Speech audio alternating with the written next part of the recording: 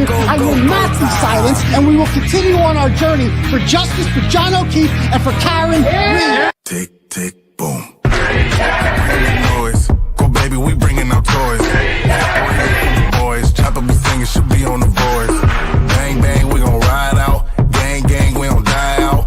Want it like this, ain't no timeouts. Tell me who really gon' find out.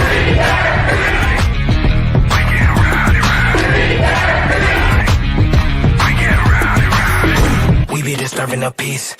Working, we serving the streets. Karen Reed has supporters who've shown up in large numbers. Tick, tick, boom. Hard body, and not scaring nobody. You make me resort to wildin'. You must be blind by the diamonds. I didn't want it to be this way, but y'all won't need to try this, so it's no way around it. You the loudest one, it's going quiet.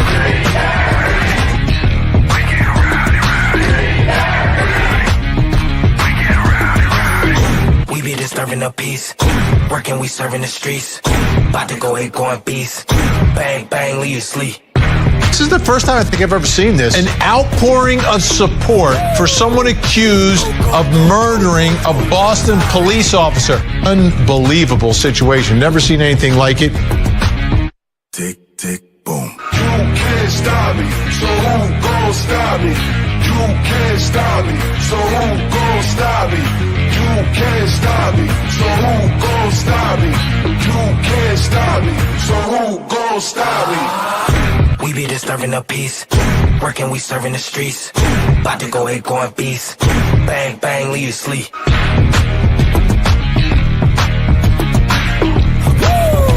It's go, go, go, go, go, go, go time.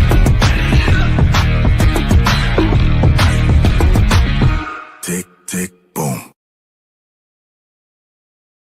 Boom. What's up, people? Sorry, the lighting in here is annoying as shit. So, what's going on, everyone? I'm waiting for, I have to wait here. This is my old house for the garage door guy to get here at 10 past 9. So I got to do that. Anyway, what's up, guys? As you can see, I am not in Dedham this morning. I could have been, but it was just the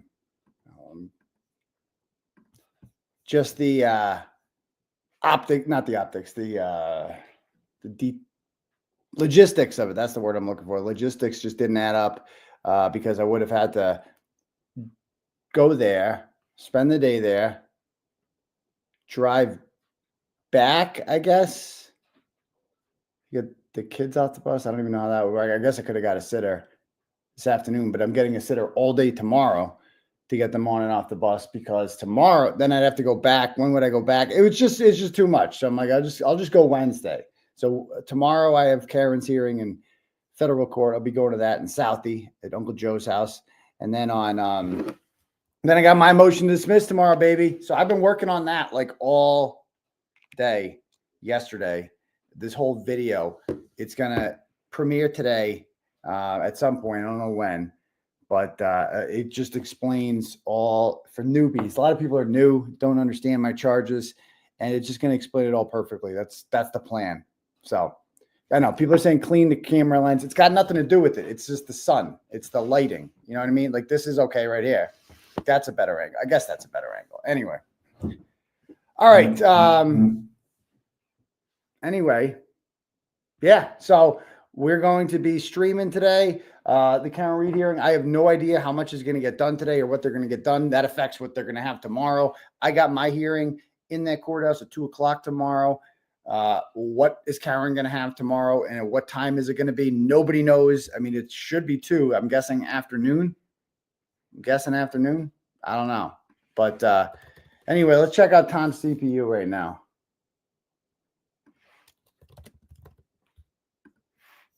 And do we have the Turtle Chat link to the top? I can put that at the top. People want to send in there.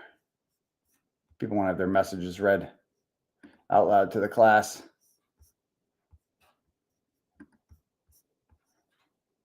Wait a minute. Find this.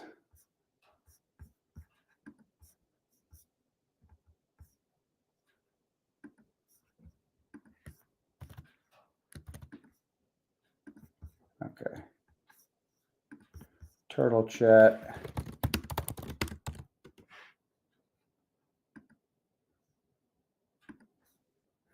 Deep in the woods wearing my leather jacket says, you got this, turtle.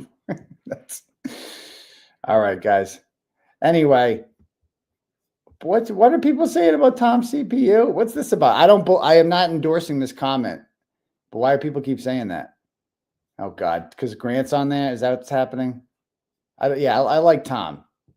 I like Tom. Tom's everywhere. Oh, James Jackson's there today. He had Grant on his show. He's done that before.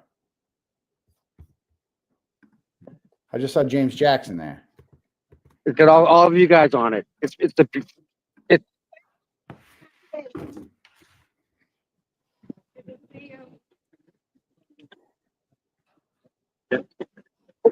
no.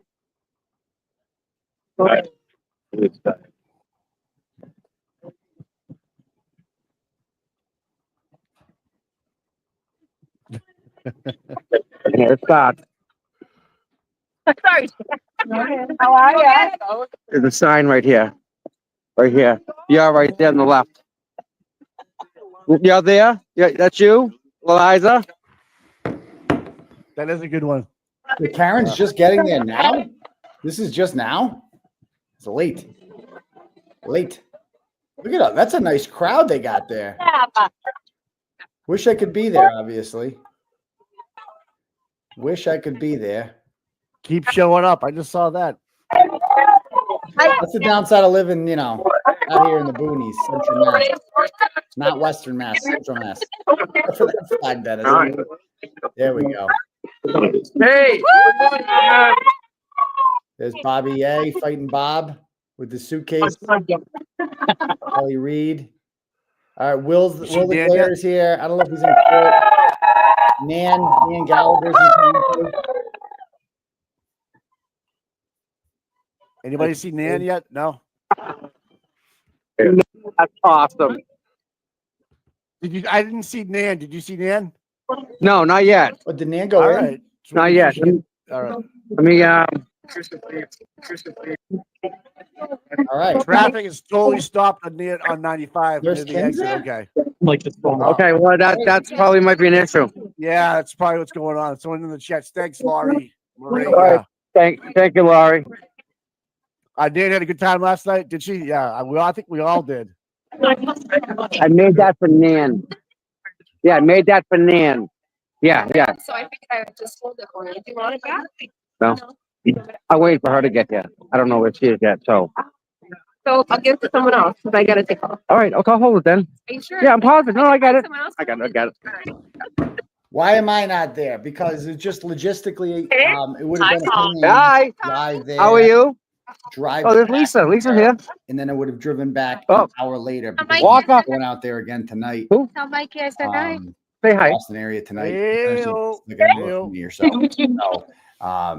This is awesome. There, drive back in rush hour traffic, then drive. All right, back there, I know you. It's been the whole time you're driving, and I'd rather just go tomorrow. That's awesome. Stay the night out there, Like really. and then just Like, in the come morning, on now. go to Did all the federal old court kids in the show up and all morning. that stuff already? No and then idea. in the No idea. afternoon, How are you? Yeah. my motion to dismiss. Where are the girls? Do they come? There's Nan. They still. I don't know. We don't know. I don't know. Federal We don't know will be when there it for Aiden tomorrow. That's That's how there's correct. traffic.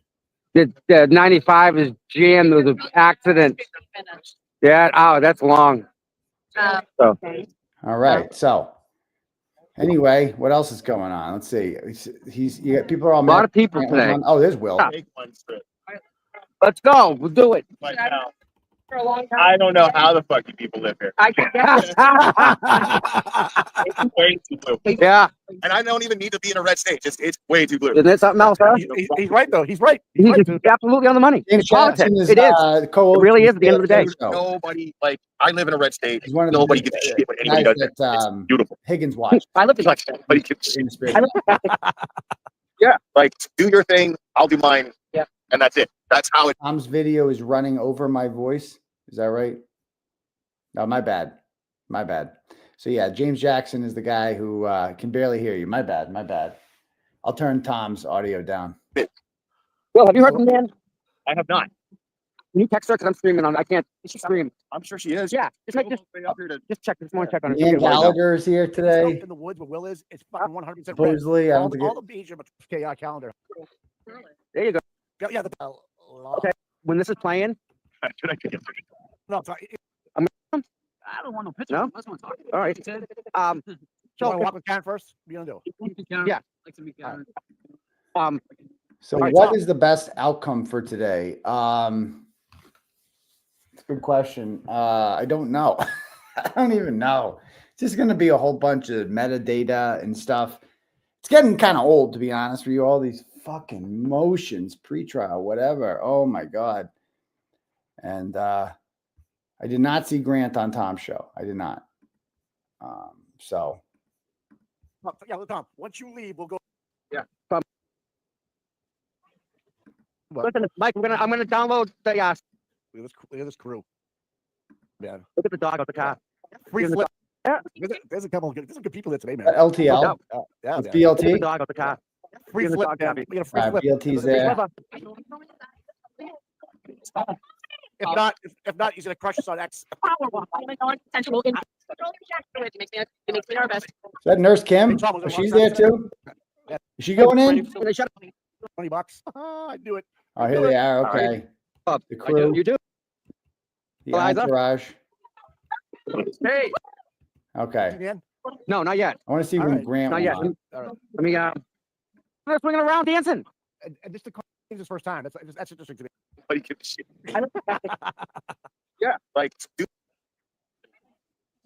There's Ted. You and met there's James, Tim. right? Okay. You introduced yourself? All right. All right, good. All right. Talking about the Yeah, feds. Kim. it's a good turnout. Hold on a second, guys. You know who's there today? Julie Miller is there today from Vanity Fair. It's in the beginning of the show. Okay. The beginning of the show. Let me see.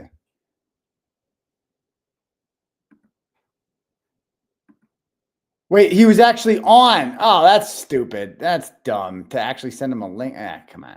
Whatever. Fucking hate Grant. Grant is not. Oh, James Jackson was on.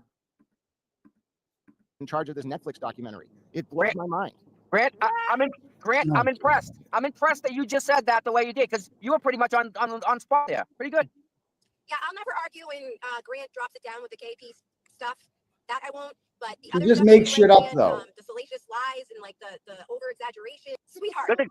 We're going after O'Brien to cover And up honey, this is what misconduct. you also do too. You start talking about things that are nothing that I just mentioned. I Like, think at the end of the Focus. Focus, Grant. Hold She's on, right hold on. away. Here's the point. They accused me Stay on of, for an entirely different scene. but Esty, what else? We all know she got. It's not. I mean, in the long run, after this, after Karen's acquitted, gun ho, like totally. But right Effie, now, we gotta stay in our lane. Yes, sir. whoa, Effie, what Grant's referring to is something that happened in the past, and they're still playing muck amongst each other, trying to get each other back. It's still politics. It's still politics. And what Grant's talking about is politics that goes back at least 15 years that they're still fighting over. Oh, Yeah. God. Turtle Boy, help the feds What? find that. The Birchmore page is obviously wonderful, but that August 2023 date, right? Josh Levy said the Birchmore probe started August 2023. Clearly, it's related. Karen and Alan, maybe even Turtle Boy, help the feds find that cover up. I don't think we'd have the movement towards Farwell. I don't think Farwell would be in jail, etc. If not for Karen Reed. Well, that's actually something good Grant said there. She Good helped for them. I him. know she did. Idiot. Oh yeah, her case. Well, Mizzy. That's all Mizzy. That's our girl Mizzy. Mizzy. Okay, anyway, Has been You working on. can't listen to him. So I don't think she's here. Jesus. SOS Dan. SOS Dan. I'm gonna mute this. So anyway, if anybody wants to have their messages read out loud to the class, the link at the top is for Turtle Chat. Let me see if we have any so far. What did I do with my Turtle Chat thing? Hold on.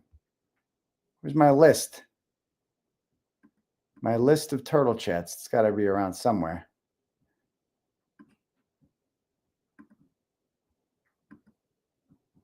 Huh. Get rid of that.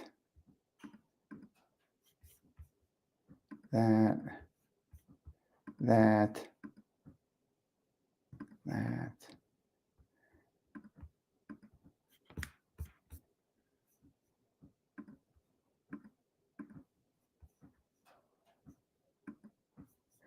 Do I have my? Oh, here it is. Okay, I found it. All right, cool. Let me refresh this, see if we got anyone. 404. Oh, I got to log into my account. All right, give me 1 sec.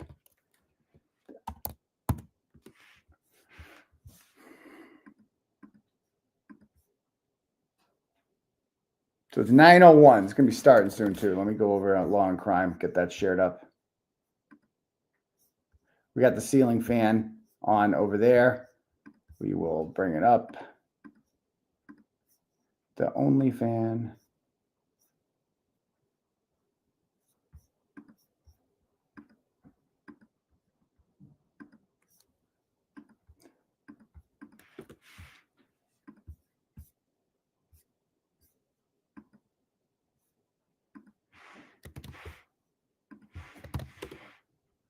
How am I not logged in? Hold on. I should be logged into my account. Hold on.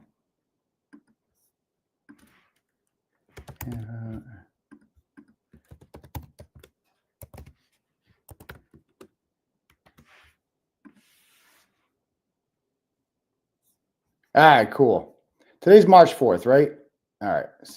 All right, cool. We got Courtney sends $25 and she goes, "We love you, Aiden. Good luck today." I love you too, Courtney. Thank you very much. I appreciate the generosity. Today's obviously a big day. Tomorrow's a really big day for me, obviously. So, I'm loving this shit. I can't read stuff. It's just, I got a lot going on myself too, But so it's going to be busy. It's going to be busy. Yeah, it has been. We have not watched the trial together in a bit because I'm usually there. You know what I mean? So it's usually more of like a Melanie Little kind of thing. But thank you guys for joining me today. We'll see what's happening. Okay, Kristen sent, this was yesterday. She sent $20 yesterday and said, "Hey, Unc, can you please give a birthday shout out to Sophia for her 8th birthday? Hashtag free can't read. Happy birthday, Sophia. If you're seeing this, happy 8th birthday. It's a big year. So you're about third grade, I'm guessing. So keep up the good work and do your homework and brush your teeth, Sophia. And free can't read too. Absolutely. Kristen, yes, that was the one that she sent. Okay, cool. If anybody else wants their messages read during today's performance in the breaks, the link to the turtle chat is on top, or you can cash at me at $ Uncle Turtle Boy, and we can read it that way. Okay. All right. So, like I said, I got the garage door guy coming here. At 9:10, I'm going to have to speak to him for a couple minutes. Hopefully I don't miss too much. But, because I'm not in my place right now. I'm at the old place, and I just got to get the garage door fixed. Because it's like, well, I guess I broke it. I mean, it was my door that needs fixing, the one that I use. So I guess I have to fix it, right? Anyway, appreciate the kind words. Yeah, Vinny Politan actually said that, dude. I listened to it. I'm like, are you fucking kidding me? Why are people so gutless? Vinny knows that he wasn't hit by. And why are people cool with like feel so confident, but like, yeah, I guess. Yeah, sure. I guess she hit it. Yeah, so send her to jail. Like, it's just crazy, man. How cavalier people are. Yeah, sure. It's like, are you fucking kidding me? There's 2 experts from ARCO who said point blank he wasn't hit by a car, Vinny. What is he that gutless that he's just afraid to say it? Like, is he that gutless? Then again, this is the same channel that put on Crusty Panties and the fake victim and claimed that they were friends of the O'Keefe family. 2 women who both had their children taken from them by the state because they are such horrible, neglectful parents who choose substance abuse, and dick over taking care of their kids. Okay? That's Court TV in a nutshell. That's who they have. And they have Plevin on, bro. Plevin. But I tried to tell Melanie that Vinny wasn't on her side. He said she should be found not guilty, but he thinks she did it on accident. Called me out saying she knew how he really feels. Yeah, I remember she has said that before, that she's like consistent. Vinny believes that she's not guilty, but he said that yesterday. He's like, I would vote not guilty. I think she should be found not guilty, but yeah, I think she did it. It's like, what the fuck what? Well, because I don't really believe in the conspiracy. Who cares? Do you think she did? Well, first of all, that's a cop out that a lot of these people use too. They're like, yeah, I don't think she did it, but I'm not necessarily buying into the conspiracy. Bro, it's one or the other. Like what? You're not there's people that think there's like a third alternative solution here. Like I know it's hard to imagine that people can be I accepted it pretty quickly. I figured it out real quick because it's the only thing that added up. And it's really not that big of a conspiracy, dude. Just tell them the guy never went in the house, right? Just tell them the guy never went in the house. He summed it up right there. That's all you got to say. All right, we got a couple cash apps to read here.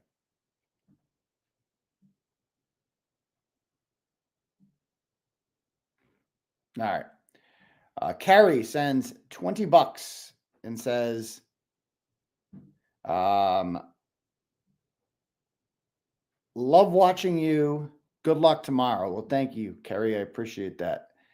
And I love you watching me. So thank you very much.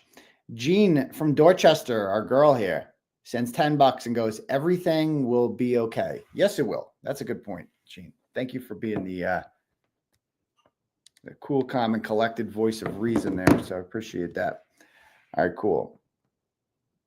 Why is Karen keeping the carpet but not testing it? It said right in the article. Hold on, are they here? Hold on. No, not yet. Yeah. Because it costs like $5,000 per swab. And the swab doesn't cover much. The whole carpet itself would cost like ungodly amount of money that she doesn't have. And what would even be the point? Because it's not even admissible in court anyway because of chain of custody situations, you know?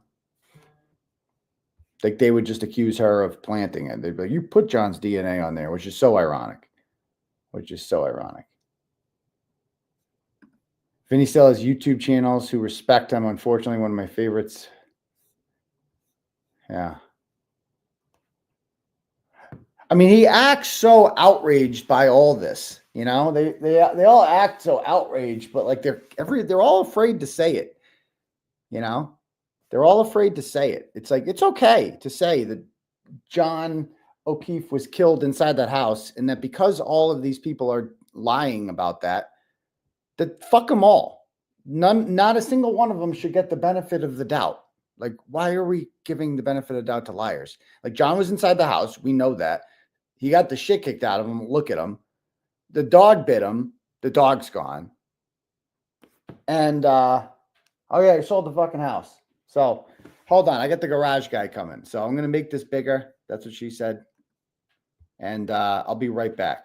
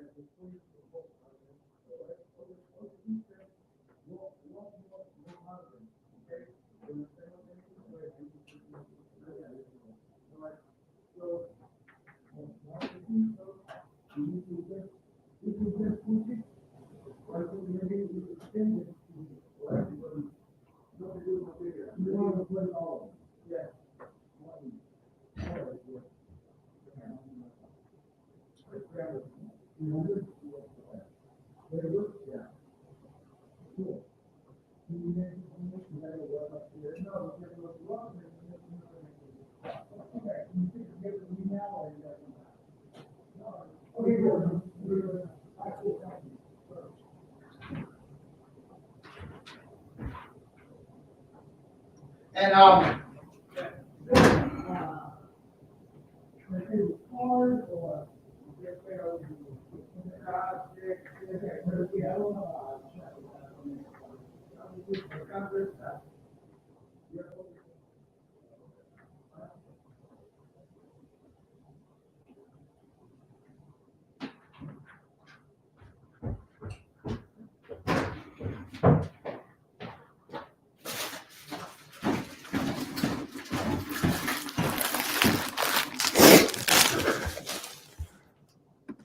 miss anything?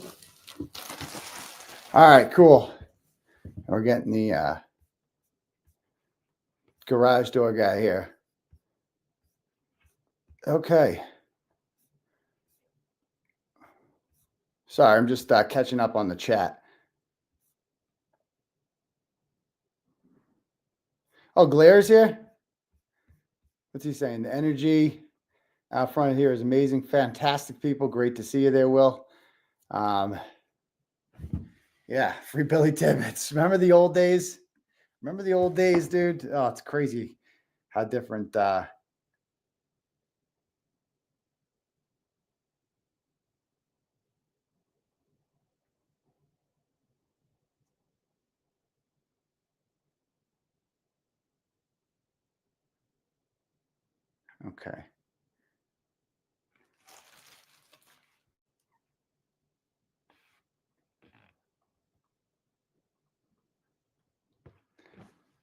All right.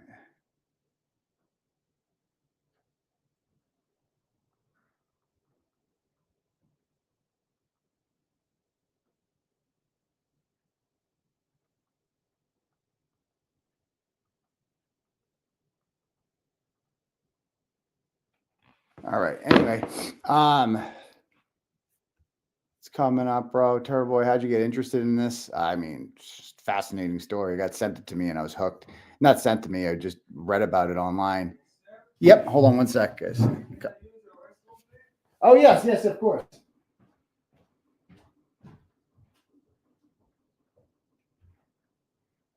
Yeah, just right in there. Thank you. No problem.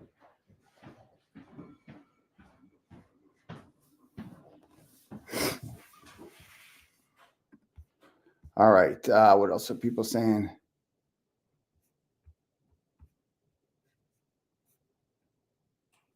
Bev is gonna Bev. Yeah, she'll come in whenever she feels like it.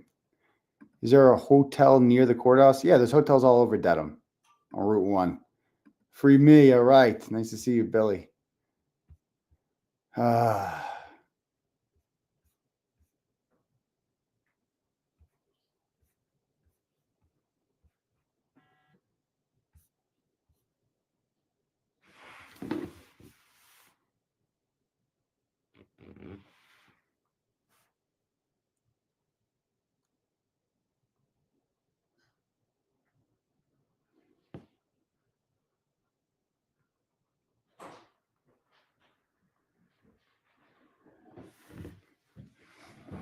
All right.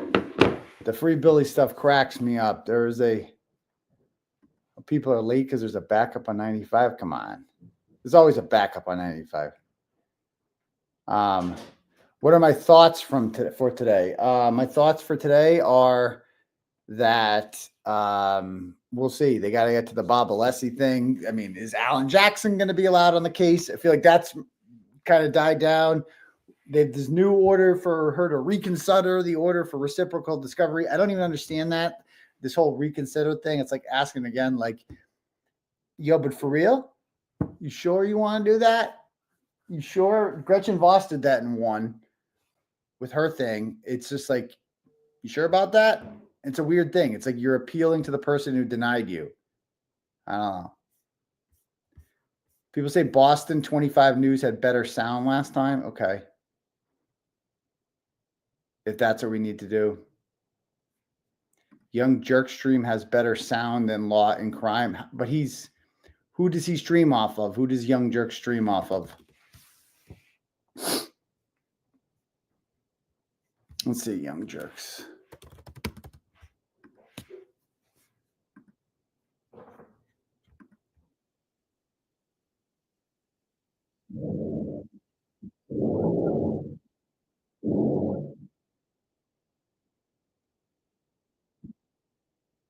Court TV, people are saying.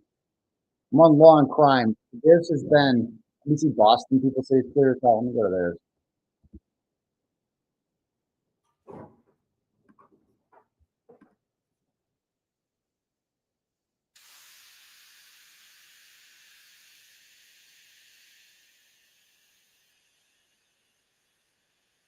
Let me go over to NBC Boston.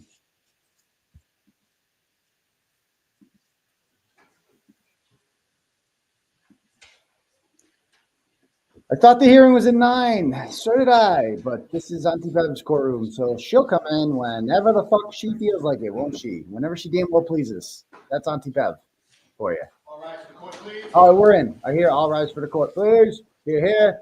Let your appearance known. For the Commonwealth of Massachusetts, the Honorary Bev Cadoni. All persons have any business before the Honorable Beverly Cadoni, Justice of the Norfolk Superior Court before the County of Norfolk.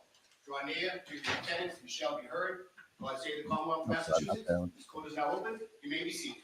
22-117, the Commonwealth versus Karen Reed. Raj, I apologize. Noise in the background. You guys hear them drilling? Good morning, Your Honor. Hank Brennan for the Commonwealth. It's like Annabom's got to stick the Jerry box to himself again. Morning, Your Honor. Robert Alessi for Ms. Reed. Good morning, Your Honor. David Kennedy for Karen Reed. All right, so we've got a few things to cover today. We had a couple of questions to finish off about the defense position on the opposition to excluding the ARCA witnesses. Then we'll go on to defendant's motion to exclude Mr. Crosby, Dr. Crosby, and then we'll go on to the defendant's motion to exclude Robert Gilman.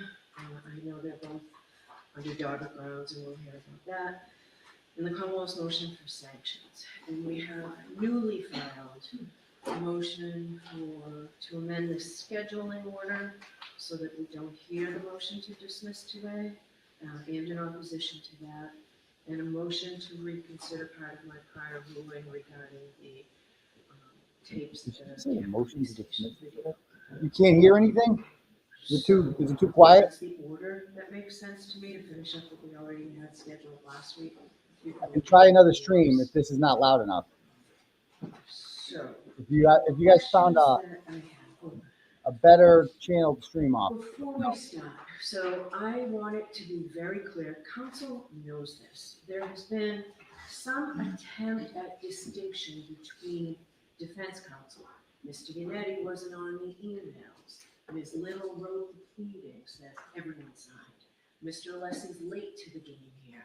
But you all know that when one of you speaks, you speak for the entirety of the defense team. What about Hank? When one of you act for the entirety of the defense team. And when one of you makes representations or misrepresentations, you speak for the entire defense team. Fuck her. You all know that. Do you understand that, Mr. Yannetti? I do, Your Honor. Mr. Jackson? Oh my Ms. Little? Yes. And Mr. Alessi? Yes, Your Honor. He treats them like goddamn school children. Like it's just like we're already off to some bullshit. Treating them like school children. Do you guys understand when one of you speaks, you speak for all of them? What about when Hank's making up excuses? I'm new here all the time. I'm new here. I didn't get this. Are they going to get dressed down? Are they going to have to stand up and tell the teacher that they understand the rules? What a fucking, oh my God. She's in a mood. So each attorney is legally accountable for the actions and statements of the entire team. So now the questions that I have, Mr. Alessi, that you said, welcome questions, and I appreciate that. So I wanted to talk a little about that pause email that you called. Could you stand, please? Because I need to Yes, I was going to go to the board. Sure, go ahead. Thank you. I didn't want to stand where you were talking. You could stand. All right. So the pause email is you called. So first of all, we had that Wednesday, March 20th, 2024, 10:49 a.m. Email from Mr. Jackson. Dear Dr. Wolf, thank you so much for taking the time to get on the phone with me this morning. Pursuant to our conversation, please feel free to forward an engagement letter to this email address. You will get that countersigned and returned to you forthwith, along with your retainer as required. Also, if you could attach a copy of your, Dr. Renschler's, and Mr. Klein's CVs, I would appreciate it. I look forward to speaking to you and your team soon as we iron out the logistics for your participation in the trial. Thank you again, AJ. Then, as you pointed out, 2 days later, an email from Daniel Wolf to Mr. Jackson regarding Reed engagement, and that's the title of the one. Subsequent to our conversation on Wednesday, the U.S. District Attorney's Office has asked that we pause on any further conversation until we receive additional information from their office regarding our involvement moving forward. I will provide you an update when I have it. Thanks, Dan. You called that a pause email. When I was looking through my notes, what you said was, based on that pause email, I infer that there was no further discussion between our and Mr. Jackson regarding compensation and retainer, and then out of the blue, the bill arrives. So my question to you is, are you inferring or do you know that to be fact, that there was no conversation, emails, texts, letters, phone calls? Do you know that to be fact, or is that what you are inferring, as you said? I am inferring, Your Honor. I do not know that as a fact. Okay. So now my next question is regarding the invoice and the payment or fact of payment. So the invoice was provided on February 13th, 2025, provided to the Commonwealth. The bill itself was paid on July 25th, 2024. I'm going to switch to Court TVs. People are complaining about the volume, so I'm going to try switching over to Court TVs and see what happens there. Let's go. Attorney's Office has asked that we pause on any further conversation until we receive additional information from their office regarding our involvement moving forward. I will provide you an update when I have it. Thanks, Dan. You called that a pause email, but when I was looking through my notes, what you said was, based on that pause email, I infer that there was no further discussion between Arthur and Mr. Jackson regarding compensation and retainer, and then out of the blue, the bill arrives. So my question to you is, are you inferring or do you know that to be fact, that there was no conversation, emails, texts, letters, phone calls? Do you know that to be fact, or is that what you are inferring, as you said? I am inferring, Your Honor. I do not know that as a fact. Okay. So now my next question is regarding the invoice and the payment or fact of payment. So the invoice was provided on February 13th, 2025, provided to the Commonwealth. The bill itself was paid on July 25th, 2024. Why wasn't the record of payment produced at the same time? Same time as what, Your Honor? As the invoice?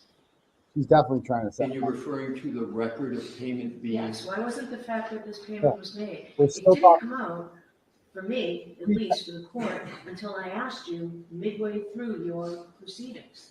And in fact, I have the opposite. I have filed after that February 13th date, and I know Ms. Little filed something yesterday to clarify this. It seems pretty clear. This was filed, I believe, in the weekend, February 16th. In the Commonwealth's opposition, defendant's opposition to the Commonwealth's motion to exclude employees of ARCA, the Commonwealth's motion to exclude these exculpatory expert witnesses who were not hired or paid for by the defense is not What are made we in good faith, doing desperate now? and What a transparent waste of attempt to fucking keep time. exculpatory testimony of neutral expert witnesses from reaching the jury in this case. Going on to the next page, ironically, the Commonwealth accuses the defendant of failing to comply with her discovery obligations while conceding that the information is not in her care, custody, or control. Moreover, here, the defense has gone above and beyond its reciprocal discovery obligations and has already satisfied all of its mandatory discovery obligations under Rule 14 and turned over all additional information in the control and custody of the defense relating to the ARCA witnesses as ordered by the court at the last hearing, in spite of the fact that the defendant's reciprocal discovery is not yet due. How do you reconcile that? I had to ask you midway through your presentation whether that bill was paid. I'm going to answer it, Your Honor. I just want to make sure you were finished with your Go ahead. question. I learned that invoice was paid Sunday night before February 18th. I'm going to repeat that. I learned, I'm sorry. I'm going to repeat that. Well, apparently you're not getting it. What all counsel know is one and the same. I understand, Your Honor. And I want to, so I'm answering your question. That's part one of the answer. When that was submitted on the 16th, I had not gone and done my investigation and gone through and asked all the questions that I did. So that's part one. Part two of the answer is, Your Honor, you've referenced that I didn't get to the payment until the middle of my presentation. The reason is because I did my presentation in chronological order. And that's the notebook that I laid out. I started with March, went all the way through. And when I got to the invoice, before I could state that it was paid, Your Honor asked the question, was it paid? And my answer was right away, yes, it was paid. And I said, and that's what I was going to get to next. So the reason why it came out when it did is because I did the whole presentation in chronological order. But the motion, defendant's opposition to the Commonwealth's motion to exclude employees of ARCA is signed by you. Your Honor, it is signed by me, but if I could, with regard to 3.3A1, 3.3A1 is not a strict liability statute. That's the reason why it has knowing in it, is in order to violate 3.3A1, the attorney in question has to know with regard to the fact in issue. So respectfully, Your Honor, I have a different view of what an attorney is responsible for under 3.3A1. You're absolutely correct. Under everything else, particularly Rule 14, it can be no excuse for any attorney, including me, that I didn't know what was happening in discovery. That's not the way Rule 14 works. I am responsible for everybody. But Your Honor, it's clear in the commentary, it's clear in the case law. The reason why knowing is with regard to each attorney is no attorney can be responsible for the statements of issues of fact in court when it comes to a 3.3A1 analysis. I don't know what That any of these mean. analysis I and don't care. construction, Your Honor, would render mere surplusage and read out the mens rea of knowing. In something that critical of candor to the court, that's why they put the mens rea in, because no attorney can be responsible for a misstatement of fact of another attorney unless they have knowledge of the misstatement and they knowingly participate. So I respectfully have a different conclusion than Your Honor does about attorneys being responsible for statements on candor under 3.3A from everything else in the world, which I agree completely with Your Honor. Aaron O'Keefe. All right. I'm not going to ask other counsel. All right, so let's move on to the next motion. What was that all about? If I could, what was that all about? Tags that I had, I marked them as exhibits. I didn't do that last time. And I had marked, Mr. Brennan has agreed to them going. May I just offer them in at this time? They're all marked. There are two. Your Honor's February 6th was exhibit 1. So I picked off on 2 and worked it out before. What would you like me to do with each, Your Honor? You can hand them to the court officer, who'll hand them to the. Well, there you are. Thank you. Thank you, Your Honor. And have you concluded what you? Yes, but let's. Okay. Yes. All right, so let's go on to your, did the Commonwealth want to add anything? No, thank you, Your Honor. All right, so let's go on. All set. Oh my God. 499. So the motion of the defendant to exclude the testimony of the Commonwealth's witness, James Crosby. This should be good. This is finally here. All right, And good. I read it 2 weeks ago when it came in. He cannot be allowed. He can't be allowed. He's not a doctor. Not a Thank you, Your Honor. I'm just getting myself reoriented Take back your to time. Thank you. Aaron O'Keefe is not there. For those looking for Aaron O'Keefe, he's gone. But remember, this guy is not a medical doctor. According to Ontived's own rules, he cannot testify about the dog bites on John's arm because he's not a medical doctor. So if you let him in, this is outrageous.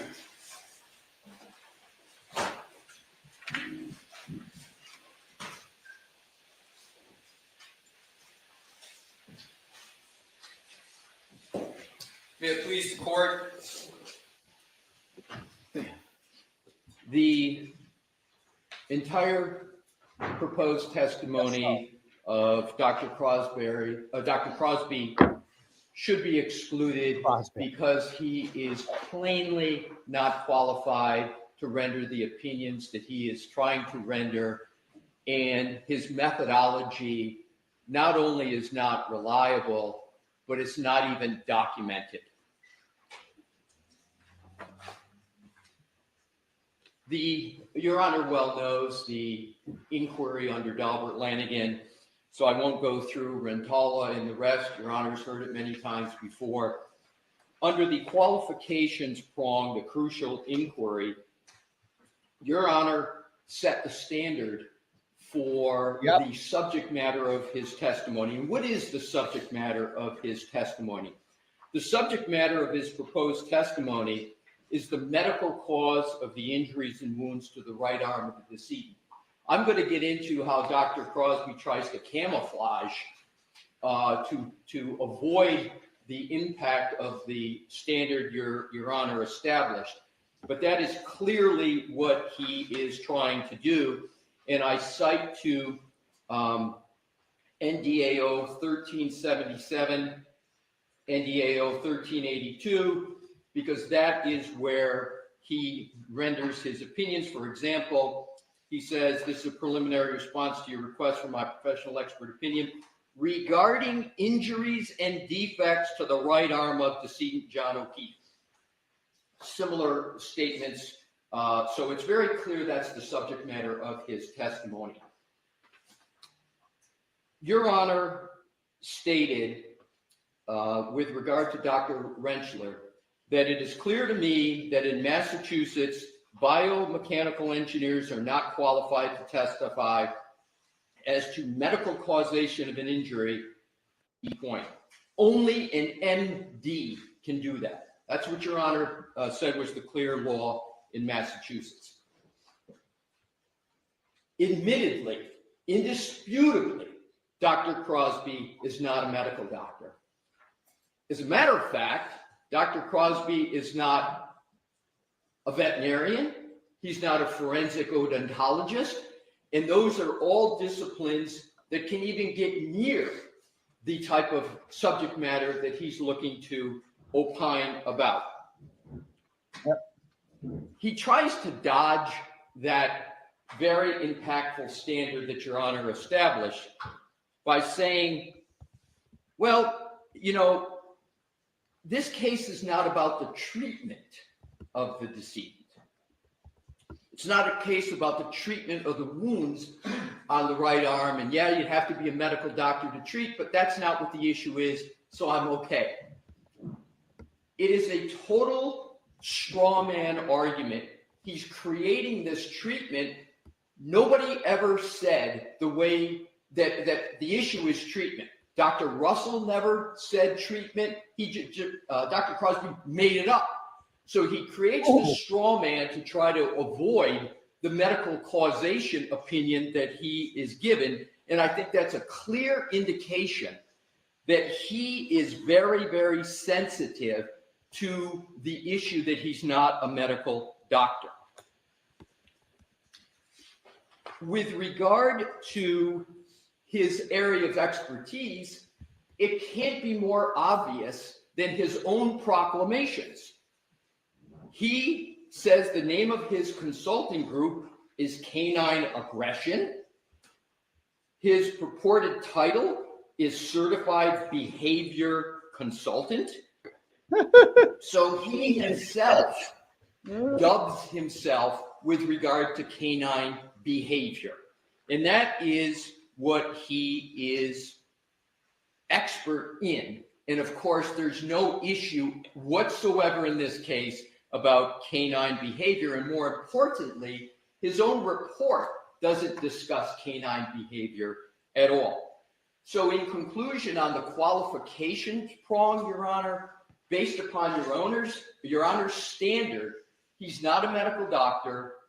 He's therefore not qualified to opine on the cause of the wounds to the decedent's right arm. The court need go no further than the qualifications prong to exclude all of his testimony, because all of his report is regarding the cause of the wounds to the decedent's right arm. And it almost is common sense that when someone is trying to opine on the cause, the medical cause of injury, that if you're not a doctor with regard to the issue, that you're not qualified. So now let's go to the methodology of Dr. Crosby.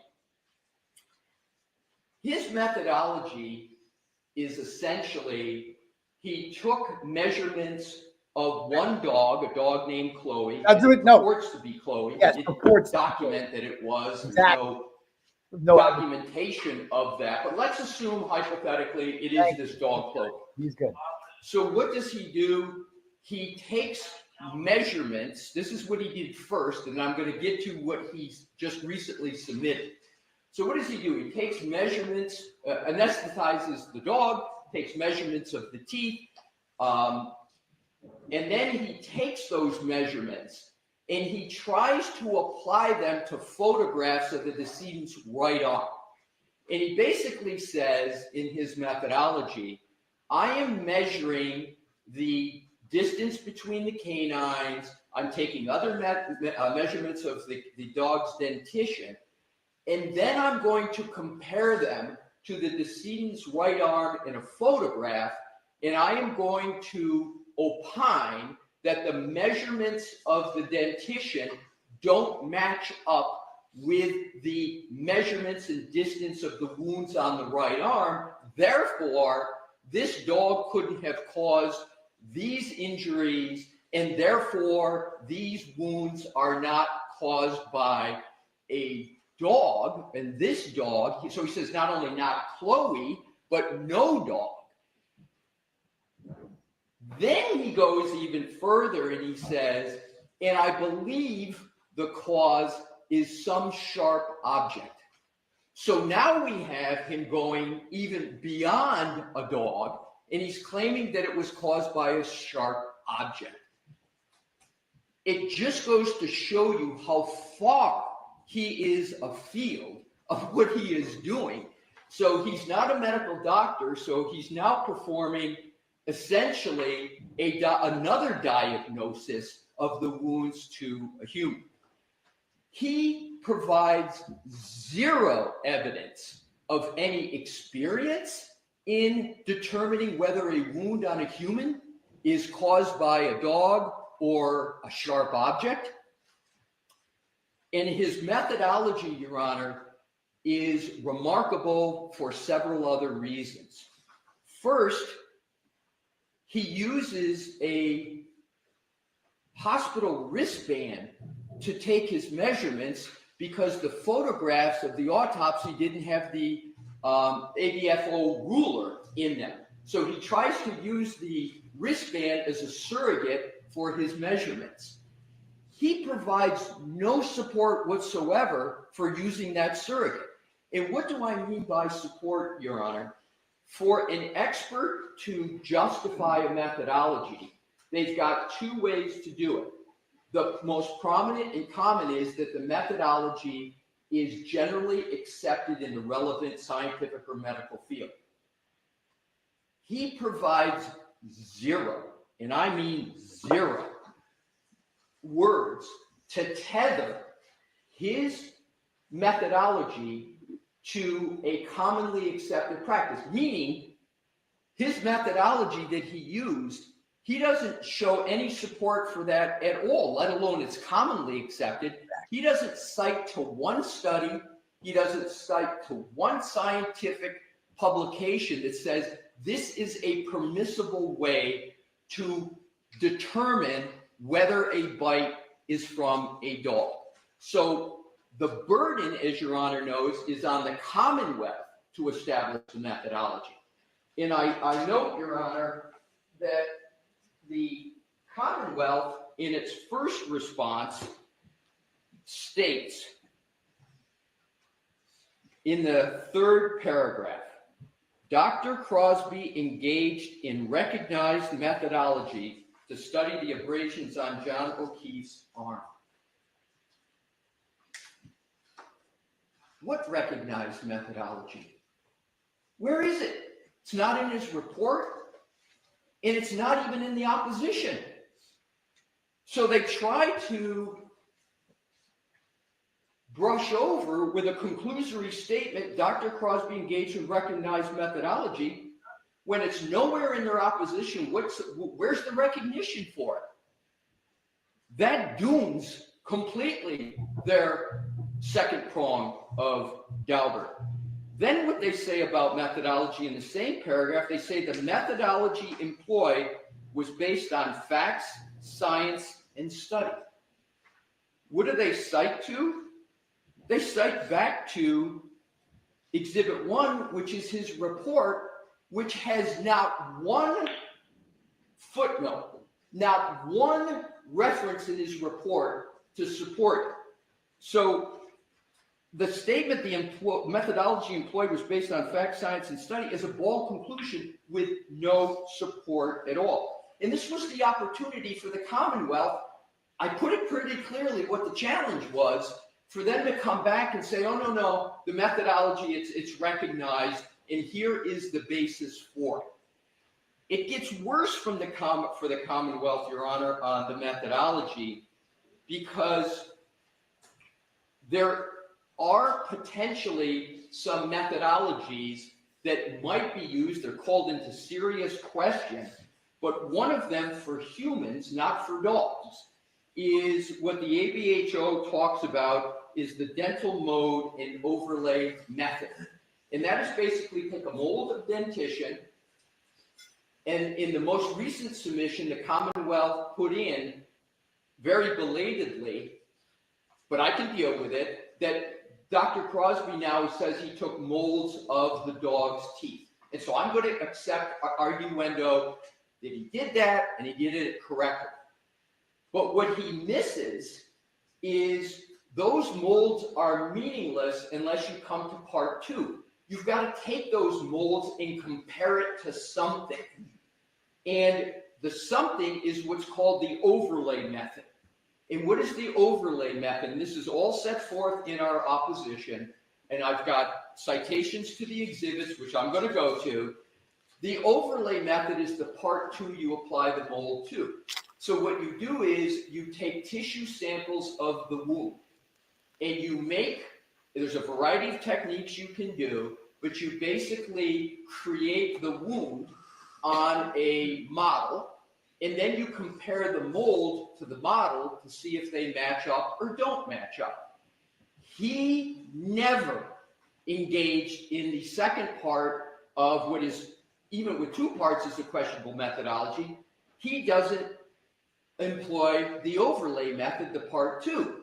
So the molds that he took are meaningless unless you have the overlay to go with it, because that's what you compare them to. More importantly, the ABHO makes it clear that the only people that can do that are forensic odontologists. And even then, the science is very questionable. What he also does in terms of, and also for his methodology, where it's just a measurement, he provides 0 citations, and the Commonwealth provides 0 support for taking measurements in molds and comparing them to the wound. 0. So what are the other errors of Dr. Crosby? And these are not mere differences of opinion, Your Honor. These go right to the methodology. And we put in an affidavit of Dr. Russell, who is the medical support for his errors. So Dr. Russell goes through and talks about all the errors that Dr. Crosby caused in his analysis. The first, she says, is that he treated the arm of the decedent as if it is a static, plastic mannequin-like object. And what is meant by that? Your Honor may recall Dr. Russell stated that when anyone is attacked by a dog, they move their arm, they flex their arm, and they move it, etc. And that can cause a dog's teeth to have an incomplete bite, etc. Dr. Crosby doesn't account at all for that movement. So what he did was he treated the arm as if it never moved, and then he said, I'm going to take the dog's teeth, measure it, and then I'm going to take those measurements to a static arm. And he says it's just the distance is too far off to say that it was from any dog. Well, what he didn't account for is that when the arm flexes up, as it always happens in the defensive wound mode, those angles and those distances change. They get closer together. It's common sense, but it's also medically supported by Dr. Russell. And she said when you do that flex, that is going to make those wounds approximate the canine. But the fact is, her main point is he never accounted for that in his methodology. It's not an opinion. It's a methodology. So, and again, if he were to cite to a study that would say, no, it's okay to just treat it illogically as a static object, he might have some support. But he doesn't, and there is nothing in the literature because nobody believes that's at all realistic in a dog attack. So that's her first criticism of him. She also states that the photos that he used, there's no documentation of who took them, how they took them, and we all know in forensic photography, those people who take those photographs have to be trained. They have to give a fair and accurate depiction. And you can look at one of the key photos, it's blurred. So it's obvious that there's a problem with one of the photos. She also aptly points out that there's not one citation in his report to any support for anything that he did. The Commonwealth, in their opposition, spent more words going back trying to attack Dr. Russell than they did trying to support their own expert's opinion. And I just counted the lines. I'm not going to tell you what the count is, but there's more lines basically trying to say that Dr. Russell's entire testimony and opinions lacked adequate authority. My. She had, I think, 31 footnotes in her report. The one who entire opinions lacked adequate authority is Dr. Crosby. The other criticism that she has on the methodology of Dr. Crosby is that he didn't account for the dimpling and pinching and piercing of skin, human skin. When there's any pressure, particularly with a bite, it moves, it dimples, it hits the muscles, etc., etc. He gave no account for the condition of human arm and skin and anatomy, perhaps because he's not a medical doctor and doesn't know the area. So with regard to the Commonwealth's response, I'm appreciative of the fact that they cited to his thesis. So what they say is in the second paragraph, they said his master thesis, the specific use of evidence in the investigation of fatal dog attacks, has been peer reviewed. So what did I do? I went and read both of his theses. What I found is particularly probative of the issues I just raised. So I looked at his and read his. I read 179 pages of his 2016 Master of Science thesis that they cited. Ooh, he read it. He actually read it. Oh, this should be good. In it, he talks about, on page 46, defining bite mark evidence. A bite mark can be generally defined as a pattern made by teeth in a substrate. A dog bite injury is a pattern industry. Your Honor may recall the absolute probing of Dr. Russell on patterns and the arguments that patterns are a soft science and you can't rely upon them. And lo and behold, Dr. Crosby's first sentence in his master's thesis is a bite mark can generally be defined as a pattern. A dog bite injury is a pattern injury.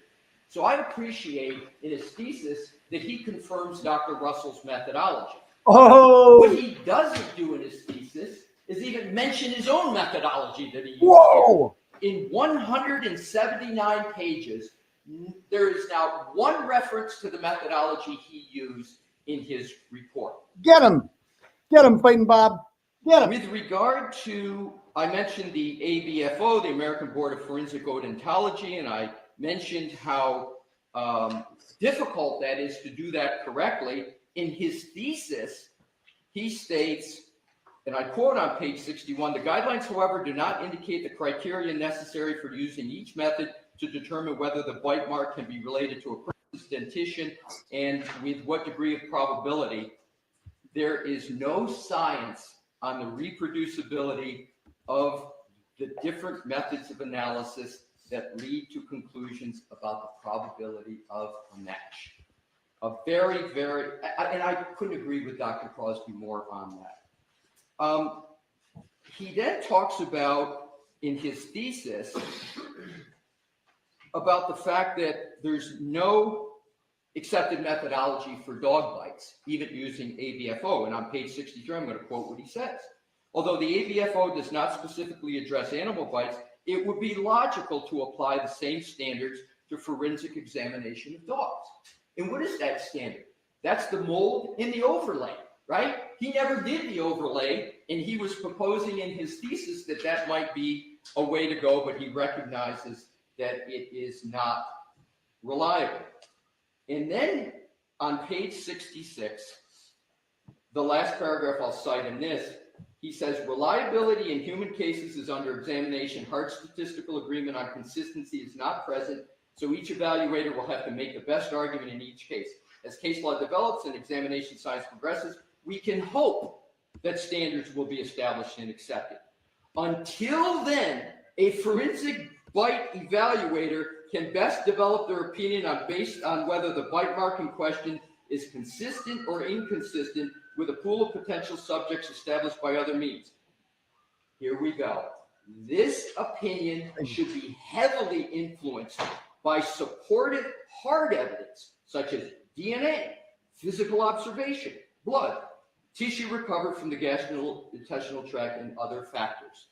So the ABO, he agrees with the fact that even with this methodology, you've got to have it supported by this hard evidence that he doesn't have anywhere near in his methodology.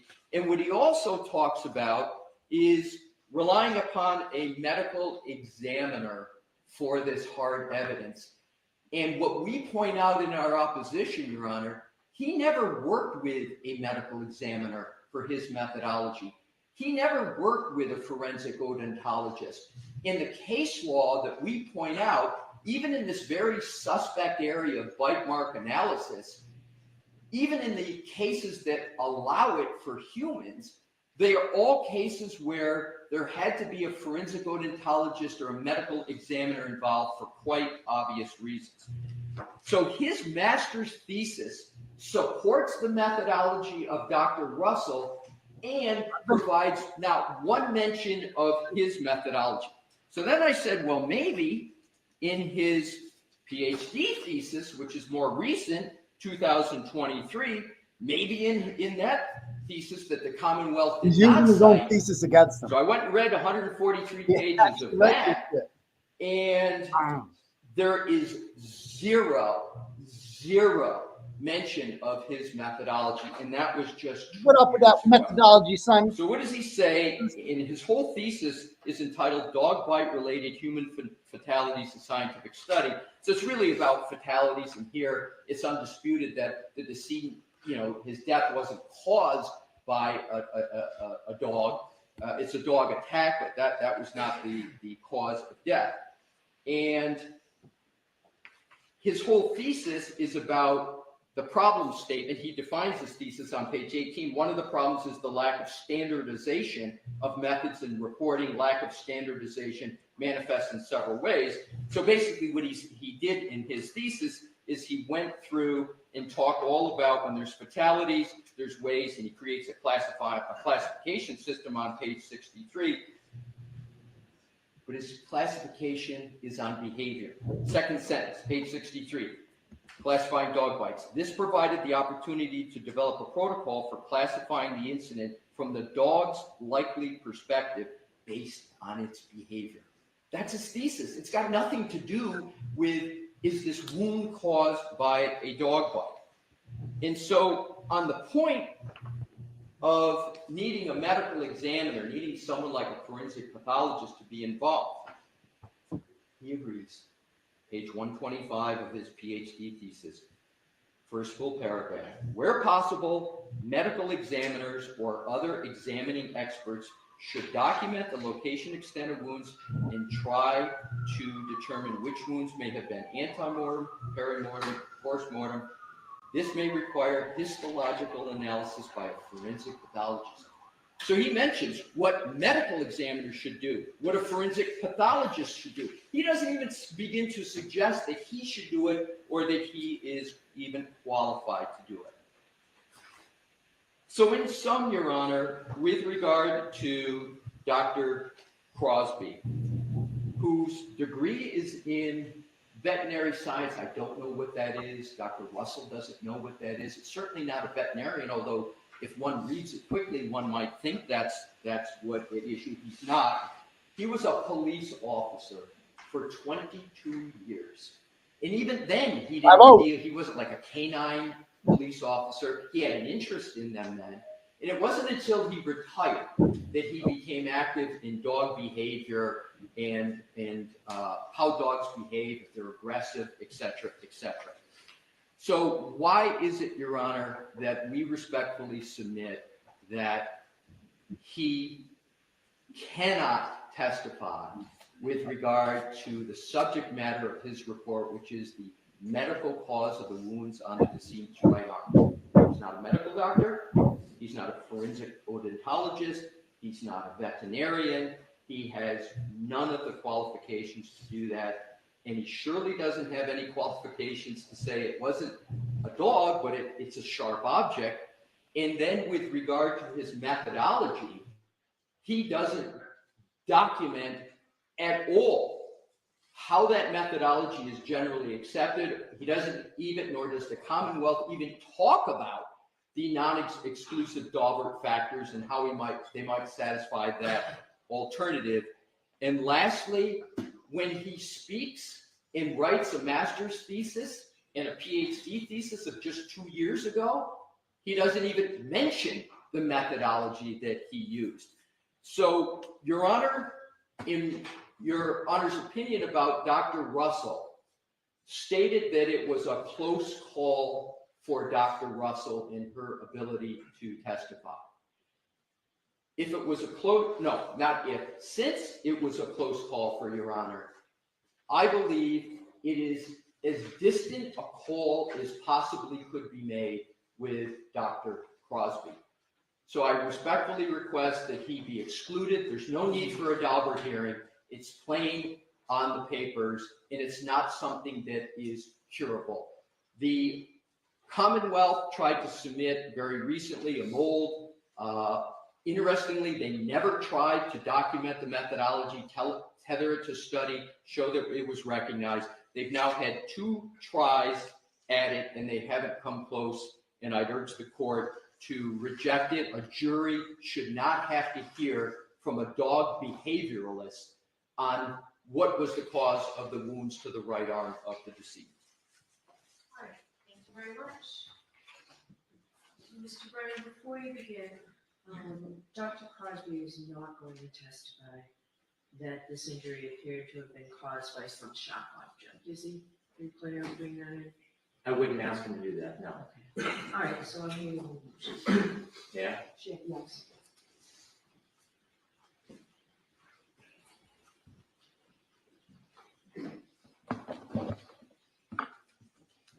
Mr. Alisi tries to point out differences between Dr. Russell and Dr. Crosby, and there's always going to be differences between experts.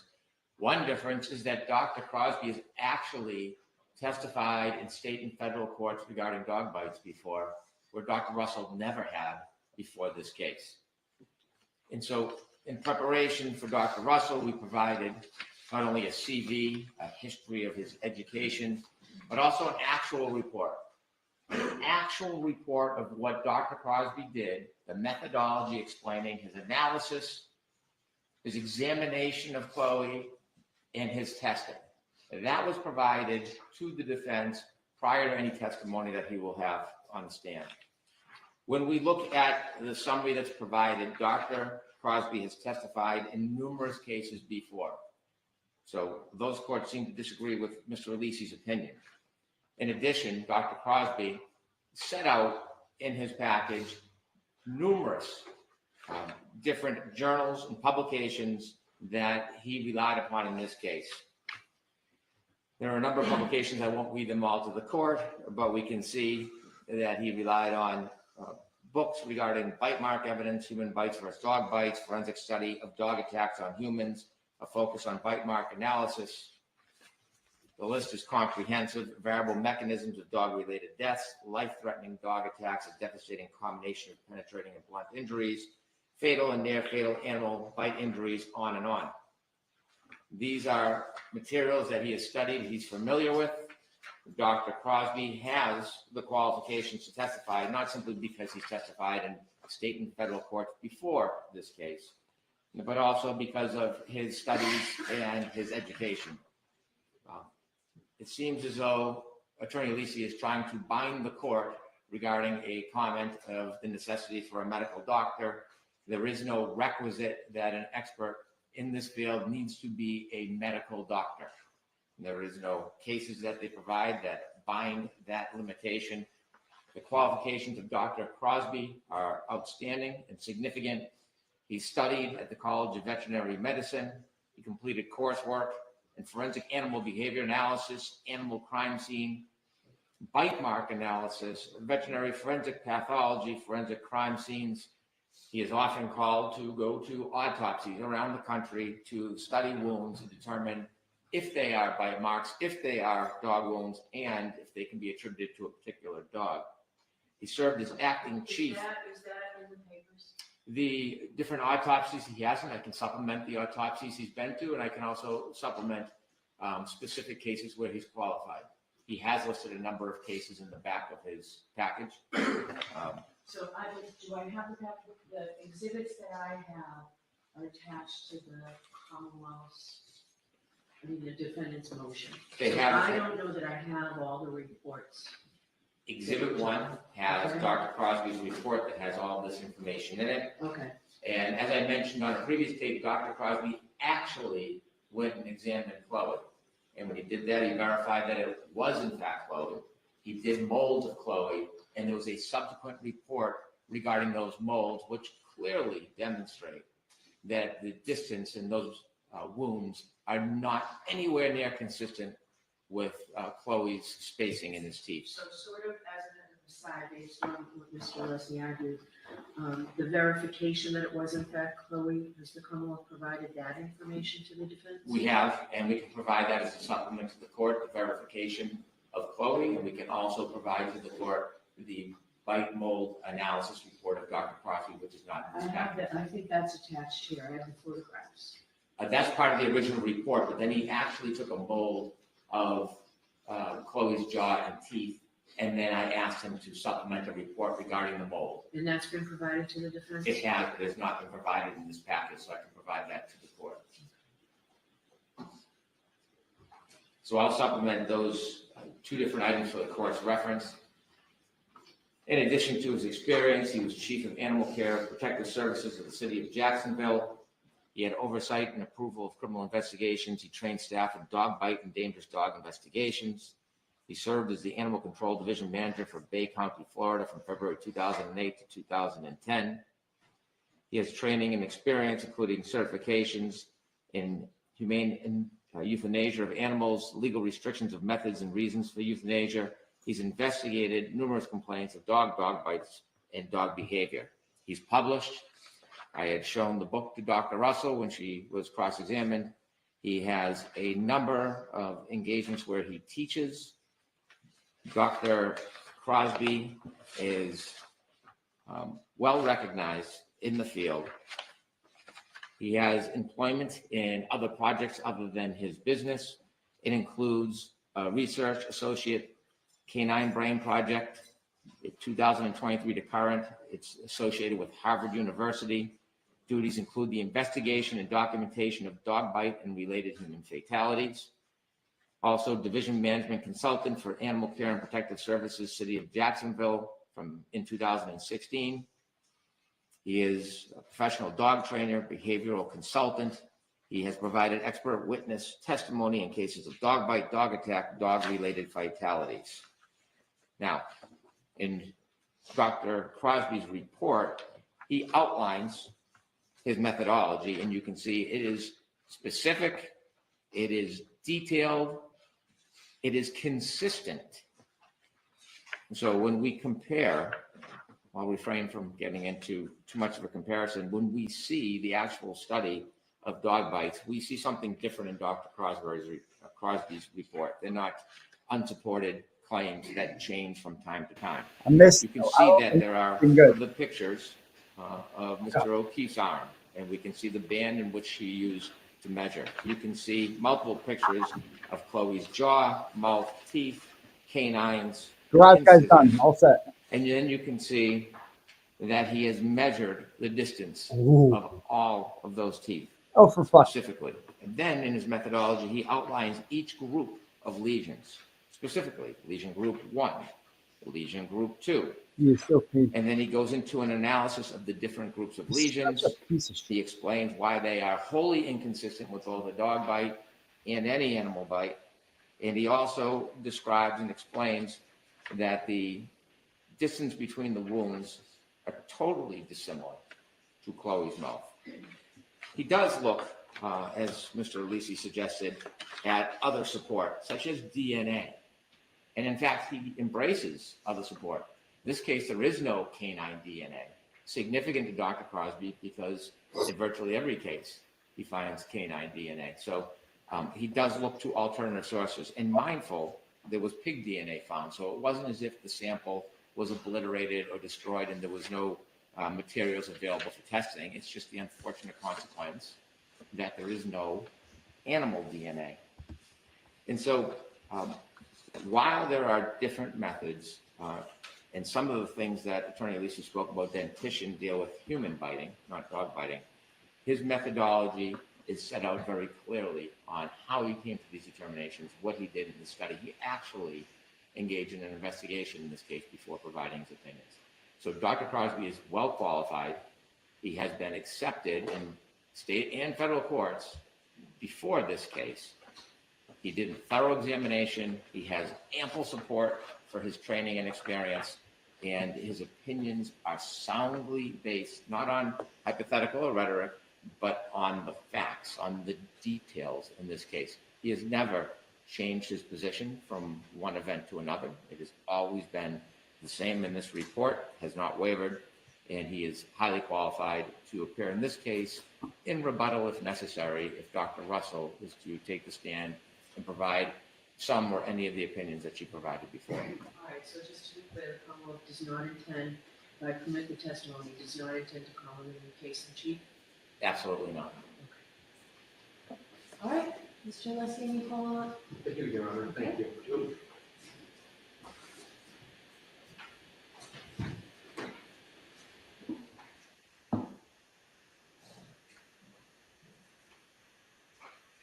The Commonwealth did not address in its presentation, you heard one probative, legal or factual point I made because they can't specifically. Right.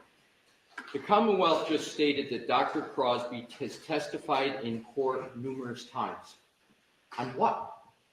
It's important. You can be qualified to testify, and if it's what Dr. Crosby does on behavior, dog behavior, was the dog an aggressive dog?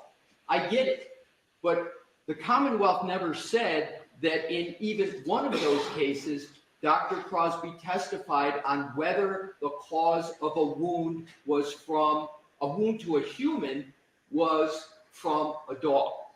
Wasn't mentioned. There's no case provided. As best as I could, I looked at those cases. I couldn't find many of them, but I didn't see any indication that he testified and was allowed to testify that the cause of this wound on a human was from a dog or a specific dog. Point number two, Mr. Brennan mentioned he cited numerous journals. Your Honor, I would ask the court to take a look at his report. There is now... Hold on, so that's exhibit 1 and 4. Yes, exactly. Just give me a minute. Just put it back in. I'm bringing a poll question up in a second. All right, so what page? Every page. The point is, there's not one footnote in any of his reports. So he does go through his purported methodology.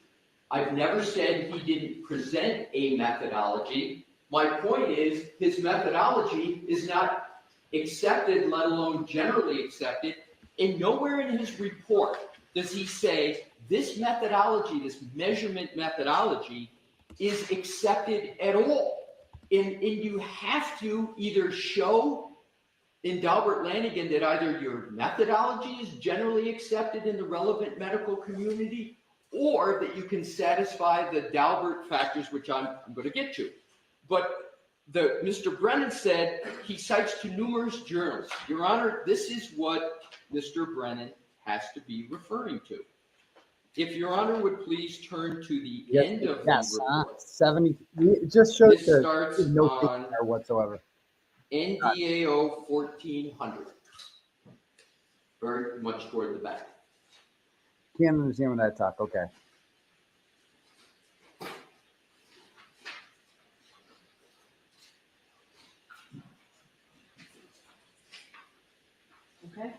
So he's got it in alphabetical order.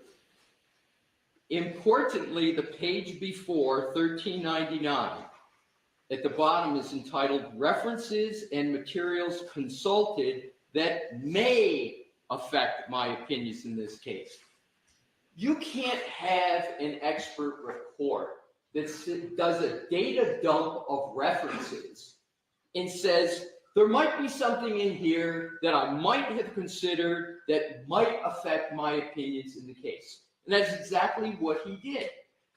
And the only conclusion I draw from this is his methodology isn't in any of them, because if he had to cite which one of these contained his methodology, he would have to be creating fiction.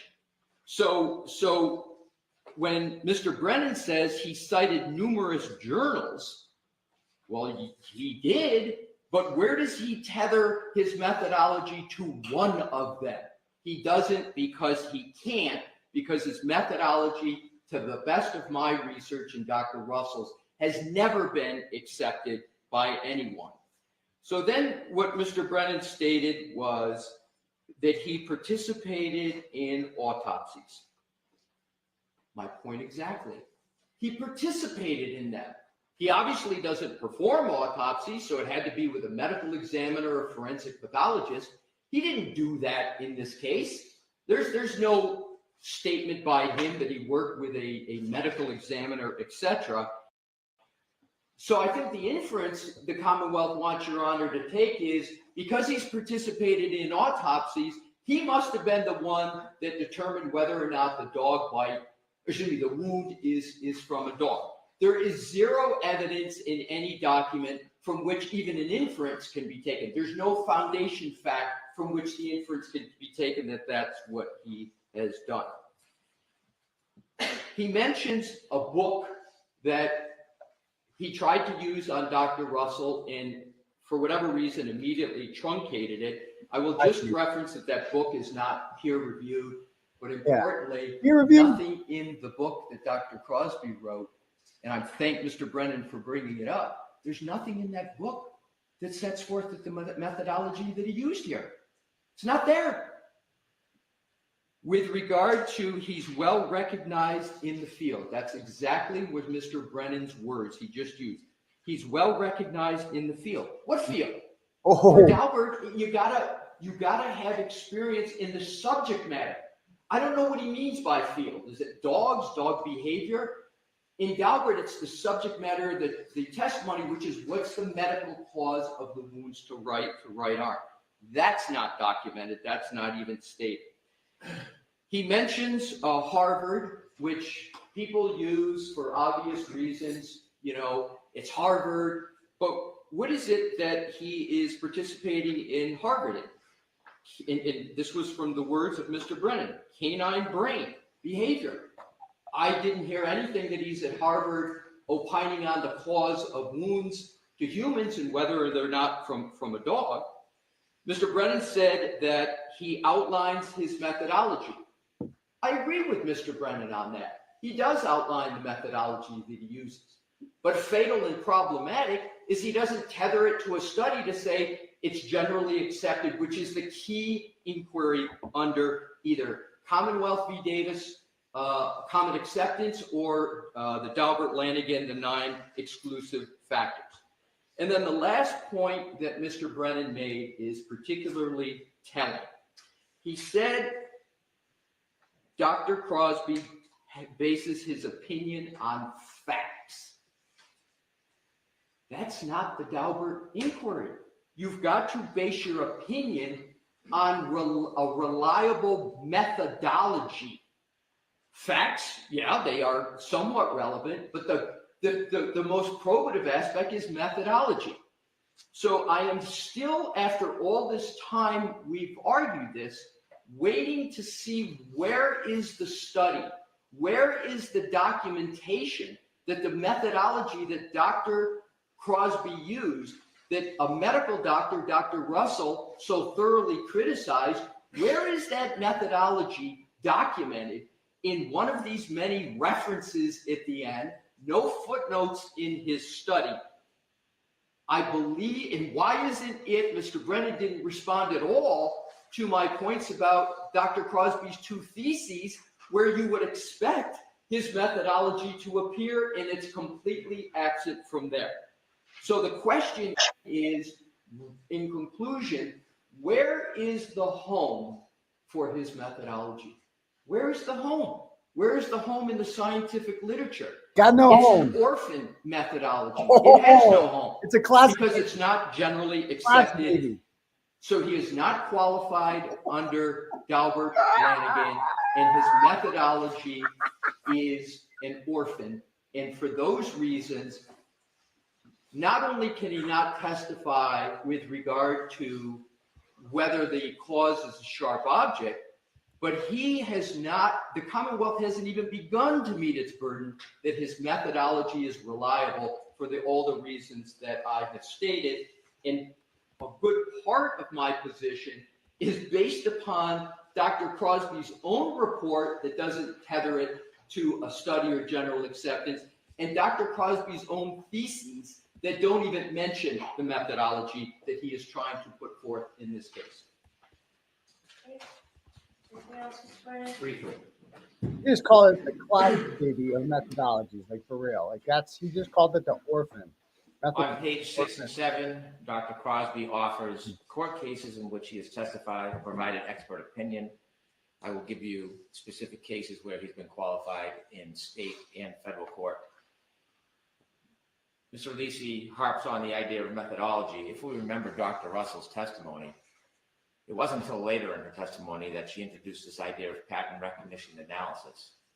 And we hear very little about the details. What we knew or learned from Dr. Russell is that she couldn't identify any of the wounds, none of them independently, just collectively. In fact, I think she opined that she was the only expert in the country that really could perfect the art of pattern recognition analysis. Attorney Lisi's arguments are the fact that he doesn't like the way Dr. Crosby wrote his report. But what I can say for Dr. Crosby is at least he wrote his own report. And when you look at Dr. Russell's affidavit in support, there's something, to be intellectually honest about it, striking. Kind of like her original report, where it was clear to me that it wasn't fully written by Dr. Russell. You look at that affidavit, it is not consistent with the testimony or the mannerism or the way that expert speaks. And so a lawyer can craft an affidavit and help craft a report so it meets their idiosyncrasies, but that is not the arbiter if somebody's qualified. Dr. Crosby is qualified, he has experience, he's testified and been accepted by courts before. Thank you. But yeah. Well, this court's pretty So strict. before we move on to the next motion, the next motion was, it was filed after the other motions that we finished here. It was filed on February 21st, I believe. Is there something Defense motion to exclude, yeah, February 21st. Defense motion to exclude certain testimony of Commonwealth witness Robert Gilman, and in the alternative. Another fake. Hearing. So the last time we were here, I want wasn't to sure talk you about the would hard reach ground. this. I think it had just been filed. So I don't have an opposition from the Commonwealth. I don't know if you wrote one, if you planned on writing one, or if you just wanted to go forward, and also whether you're prepared to go forward. We do not have a written opposition, but we are prepared to go forward today. Okay, so I will hear you. Mr. Leslie, this is you again, right? It is, Your Honor. All right, so I'll hear you.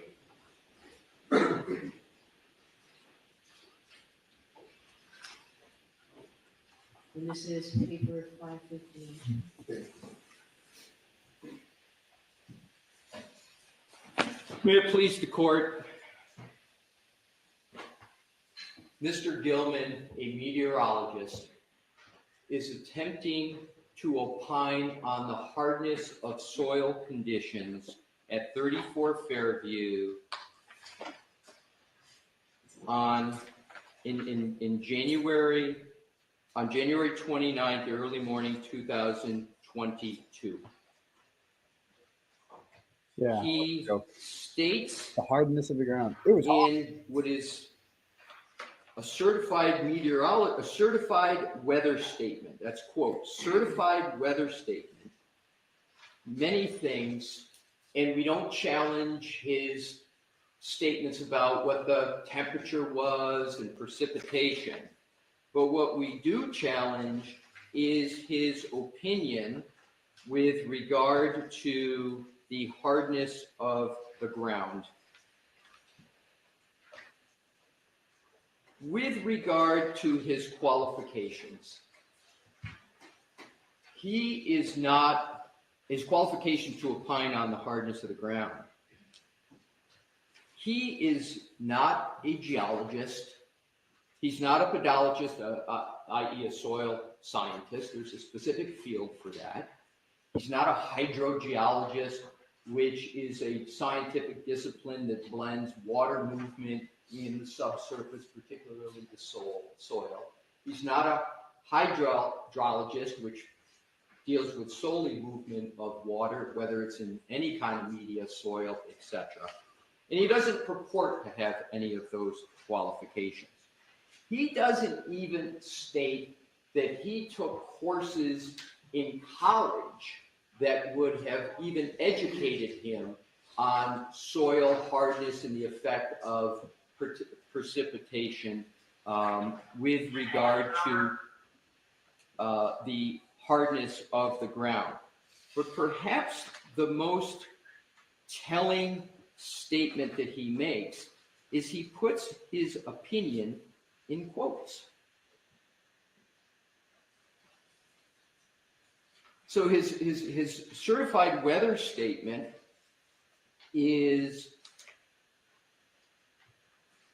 hard as a rock, I believe. I'm looking for it. Wicked hard. Sorry, there were a couple of exhibits attached to your affidavit. Hard as a rock doesn't mean. Yeah, so one's exhibit 1. I don't see any. I'm sorry. Hard as a rock doesn't mean actually hard as a rock all the time. Like sometimes I get hard as a rock, but I don't think it's actually as hard as a rock. I don't think it's actually that hard. Like if you were to measure hardness, it's like a rock. So this guy's like, the ground is like a rock. Like that's what they want to make it seem like. It's like it's a fucking metaphor. Sorry, but it's just so exact. I don't think it's quite the same. I don't think it's quite. I think it's a metaphor. Sorry, Your Honor, it's Exhibit 1. It's his February 3rd, 2025 quote certified weather statement. Okay. That is it. And at the bottom of it, it's got in the quotes the Okay, I see. Right. I don't see anything that says certified weather statement. It's an email. Right? No, his report is Exhibit 1. It does state certified, and I'm quoting certified weather statement. Is it NDA 02802 and 803? It is exactly that. Okay. Yes. So Your Honor, he puts his opinion in quotes, which to me is an indication he's speaking in lay terms. I've never seen an expert put an opinion in quotes. And he does not tether that opinion to any methodology. And as a matter of fact, Your Honor, that's the entire basis for what the Commonwealth is proffering is support that 1, he's qualified, and 2, that his methodology is reliable, but he doesn't even state what his methodology is that he used to come to that opinion. I've never seen a proffered expert not even state what the methodology is. He doesn't say how he came to that conclusion. So it's the burden, as we know, of the Commonwealth who's offering the witness to demonstrate by a preponderance of the evidence. They don't even have evidence, let alone a preponderance of the evidence. They don't state a methodology, and they put the key opinion, the only opinion, in quotes. And Your Honor, there is a deep and typical of science, complex way to determine hardness of ground. And he doesn't even begin to discuss that whole science. And Your Honor may recall in previous Delbert Lanigan hearings, I cited to the Goodman case, the Pasteur case, and the courts in Massachusetts has said, in addition to going through making sure you've got a methodology, the court can also use it's the words of the court's common sense. So in addition to all the defects that I just covered, has anybody ever, all of us have heard a meteorologist in many different fora, most prominently on TV, talk. And what do they talk about? They talk about the weather, the forecast of the weather. What is the weather? We all know what it is. I couldn't help it. I've never heard a meteorologist say, today is going to be 22 degrees below freezing, there's going to be precipitation, and the ground is going to be hard as a rock. Stop it. I've never heard it. Stop it, Bob. Because that's not what meteorologists do. So I believe What? in terms of common sense, in addition to the other arguments, I think common sense just tells one that this is not the kin of meteorologists.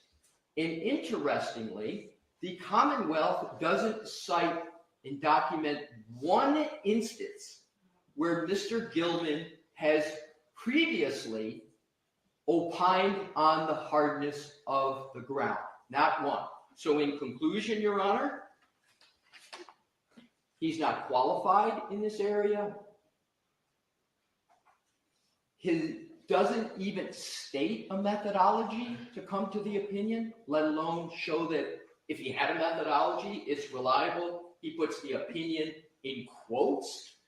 I think the only reasonable conclusion from that is he's using layman like an idiom, a term that people just use. You know, his head's as hard as a rock, whatever. But that's not science. And in order to give an opinion to the jury, right, the whole purpose of general acceptance, the whole purpose of Daubert, is it has to be based in science, and it has to be the methodology. Chevy did it. There's none stated, and for that reason, and the others I've mentioned, Your Honor, Mr. Gilman, the meteorologist, should never reach a jury to talk about hardness of the ground.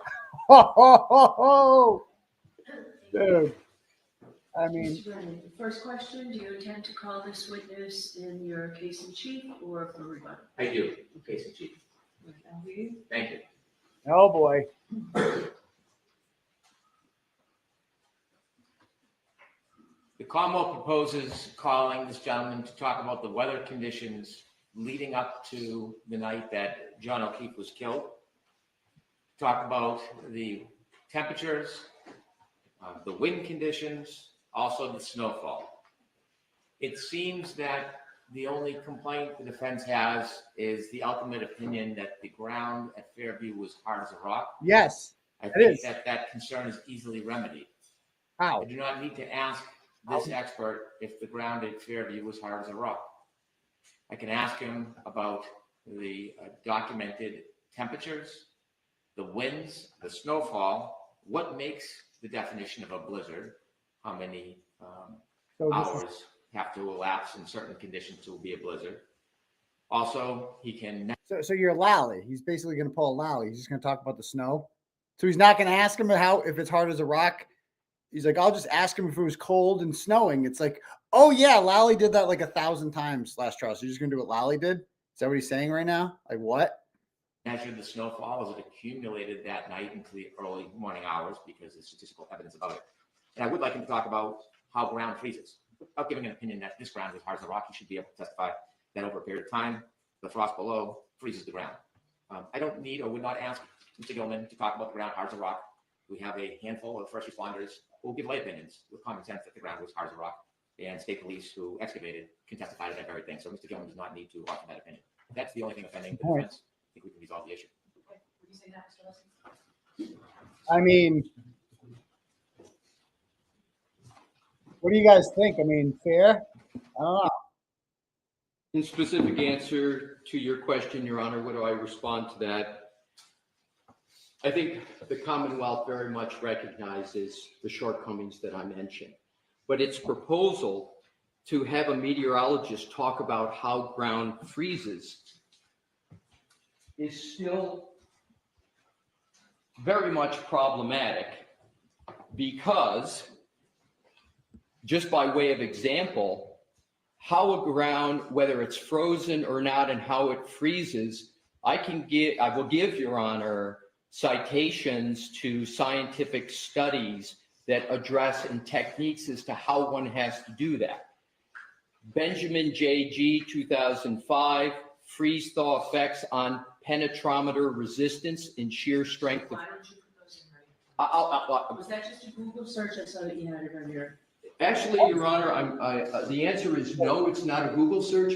I actually consulted with the former head of the National Academy of Science for So real quick, why are we talking about the ground? Because they are going to allege, guys, they are going to allege that the ground caused the gash to the back of John's head, because there's no explanation for it, because the tail light did the arm, they said, so they can't do the tail light didn't cause the arm and the head. So they need an answer for what caused the gash in the head if he landed on the grass. And like, well, the grass is hard as a rock. So it's the equivalent of hitting a rock, except it's not. Like, everybody knows that like, yeah, it hurts. The ground is definitely hard, but it's not hard as a rock. Okay. It's not that hard. Like, it hurts, and there's snow on it. There's like a light coating of snow that makes it a little bit softer, you would think. And so that's why we're talking about the ground, because their theory is going to be John was hit by a car, and they need an explanation for the thing in the back of the head. And so their meteorologist is going to be the guy that does that. But all he's going to say is, it was snowing. No, mad snow. Like, that's it. Geology, Dr. Donald Siegel, who told me and gave how it is that one determines whether or not ground is even frozen. Okay, so that would be helpful to me. Is there any objection to the Commonwealth to me giving that? Not at all. No. Happy to provide it, Your Honor. Do you want to provide a copy to Commonwealth as well? I'd be pleased to provide a copy to the Commonwealth. All right, so I'll take this under advisement. Okay, yeah, another one. Okay. Now we got 2 done. All right, 3 done, actually. So how long do each of you need to get me what you said you would get? The Commonwealth, the articles, and the Yes, mad brick, yeah. the cases and qualifications of Dr. Crosby. I can have that to you today. Great, okay. And those articles, Mr. Leslie, that you were just citing, when can I get those? Do you want the citations or the articles themselves? If you've got the articles, if you've got a copy that'll save me from having to find them and read them, that's fine. If you just give me the links, I can do that myself. I'll get you the articles, Your Honor, in the text, and it's probably going to take me 2 or 3 days. Do you have the links? Do you have a list? I've got a list right with me today. Okay, so I'll take that. And that'll save you from having to read the articles. You let me hand it to the court officer? That would be great. And you'll provide it to the Commonwealth as well? Really, Commonwealth, Spanky, Mr. Leslie, your Commonwealth, plan is to Oh, no, talk the about boss the doesn't have weather. any of this. That's his fucking plan. I just need What to a black fucking out moron. something here that's. You don't have to do it right now. Oh, Do it before you leave. I'll do it before I leave. Now they're there, we'll see to it, Jim, can we get a copy made for everybody?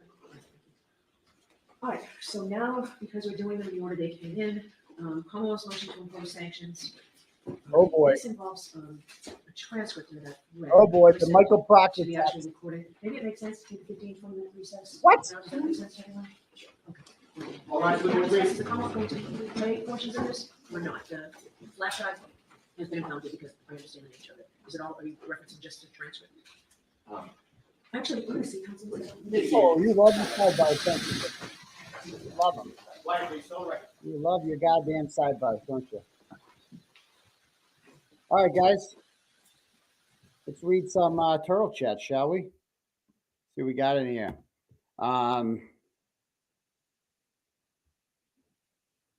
Okay, we got Bell Cavendish, and people keep telling me to change the blur on my camera. It's not the camera. The camera's fine.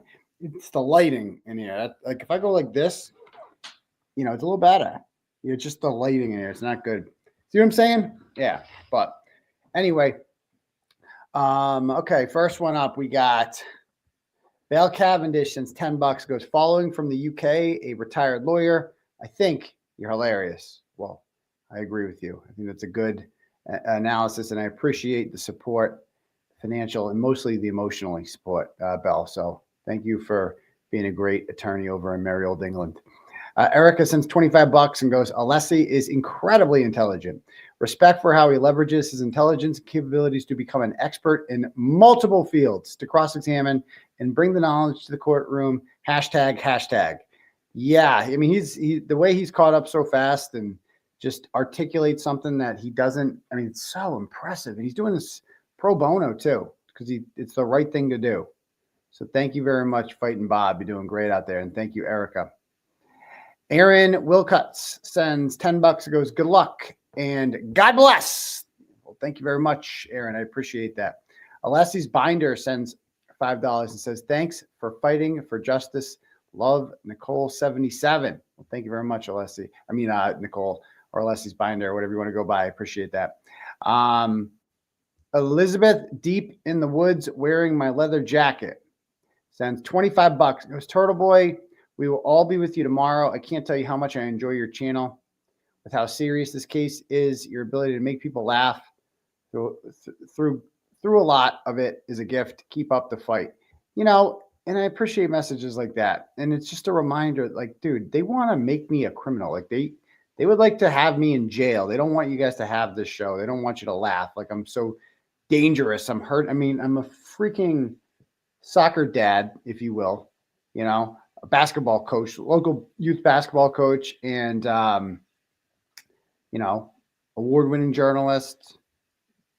I guess I'm a comedian. I don't know what you call me, satirist, activist, all this stuff. And they want to put me in jail. Are you kidding me? It's just like, bro, jail is not made for people like me. I don't break the law. Like I've been to jail. I've seen the other people in jail. Most of them are in there for a good reason. I'm not like those guys, you know? It's just wild. No, I'm not a cheer dad. I'm a dad of a cheerleader, but I'm not a cheer dad. There's a difference. Okay. And by the way, Aaron O'Keefe, not here again today. I'm hearing reports from people that they might be split. So we'll see. Again, that's a shame. That's a shame. But next up, Kristen sends, no, I already read that one. Courtney sends $10 to go, sorry, I meant good luck this week. Also, take care of yourself. You do so much for everyone else, and that isn't lost on the people that love you. Well, thank you, Courtney. It's the least I could do, you know, for justice for Karen Reed. It's not just for her. It's for all of us. It's for John O'Keefe, although, you know, this federal investigation has slowed down, which it appears it has. It will never close. Like an investigation never closes if people have more information on it. We'll just call it a slowdown. That's what I always suspected this was, a slowdown. So if this is actually slowed down, then no, we will not get justice for John O'Keefe. That will not happen. But freeing Karen Reed opens the door for that. You know what I mean? There will be a like if Karen Reed is convicted of something, then it gives them an excuse to close the door for good, you know? But yeah. All right, cool. I'm gonna refresh this. Okay. We got here Stacy McMonster. Oh, Salty Sea Monster sends $5 and says, I will be in court tomorrow to show support. I really appreciate everything you do in support of the First Amendment. Well, thank you. I appreciate that. And it's my pleasure to do that, you know. Wait, is Spanky back?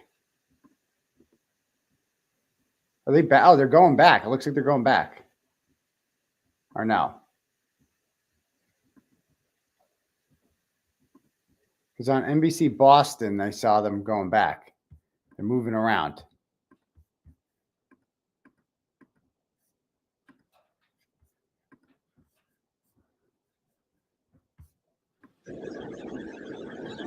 Ten-minute break, you said?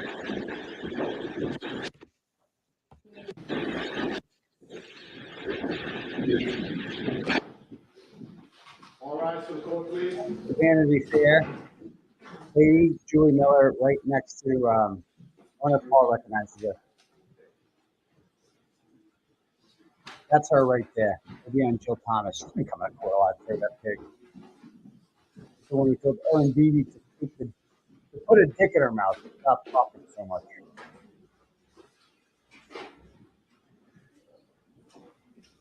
Oh, yeah, that was Jennifer McCabe. That would have been the perfect rebuttal, man. Perfect. All right, cool. So it looks like we are on a break here. Again, she loves her breaks, comes in whenever. I mean, it's just such a joke. No, there is none today. Who's Joe King? Joe King is here. Walked down inside the Registry of Deeds stairs to the ground floor where we all were sitting watching court, saw us and turned and walked upstairs. He looked shocked to see that. Who's Joe King? Do I know Joe King? I don't know who Joe King is.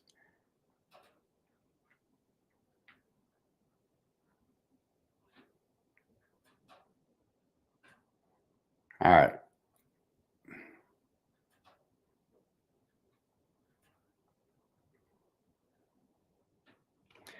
Okay. Let me see the cash apps. I think I had some cash apps here too.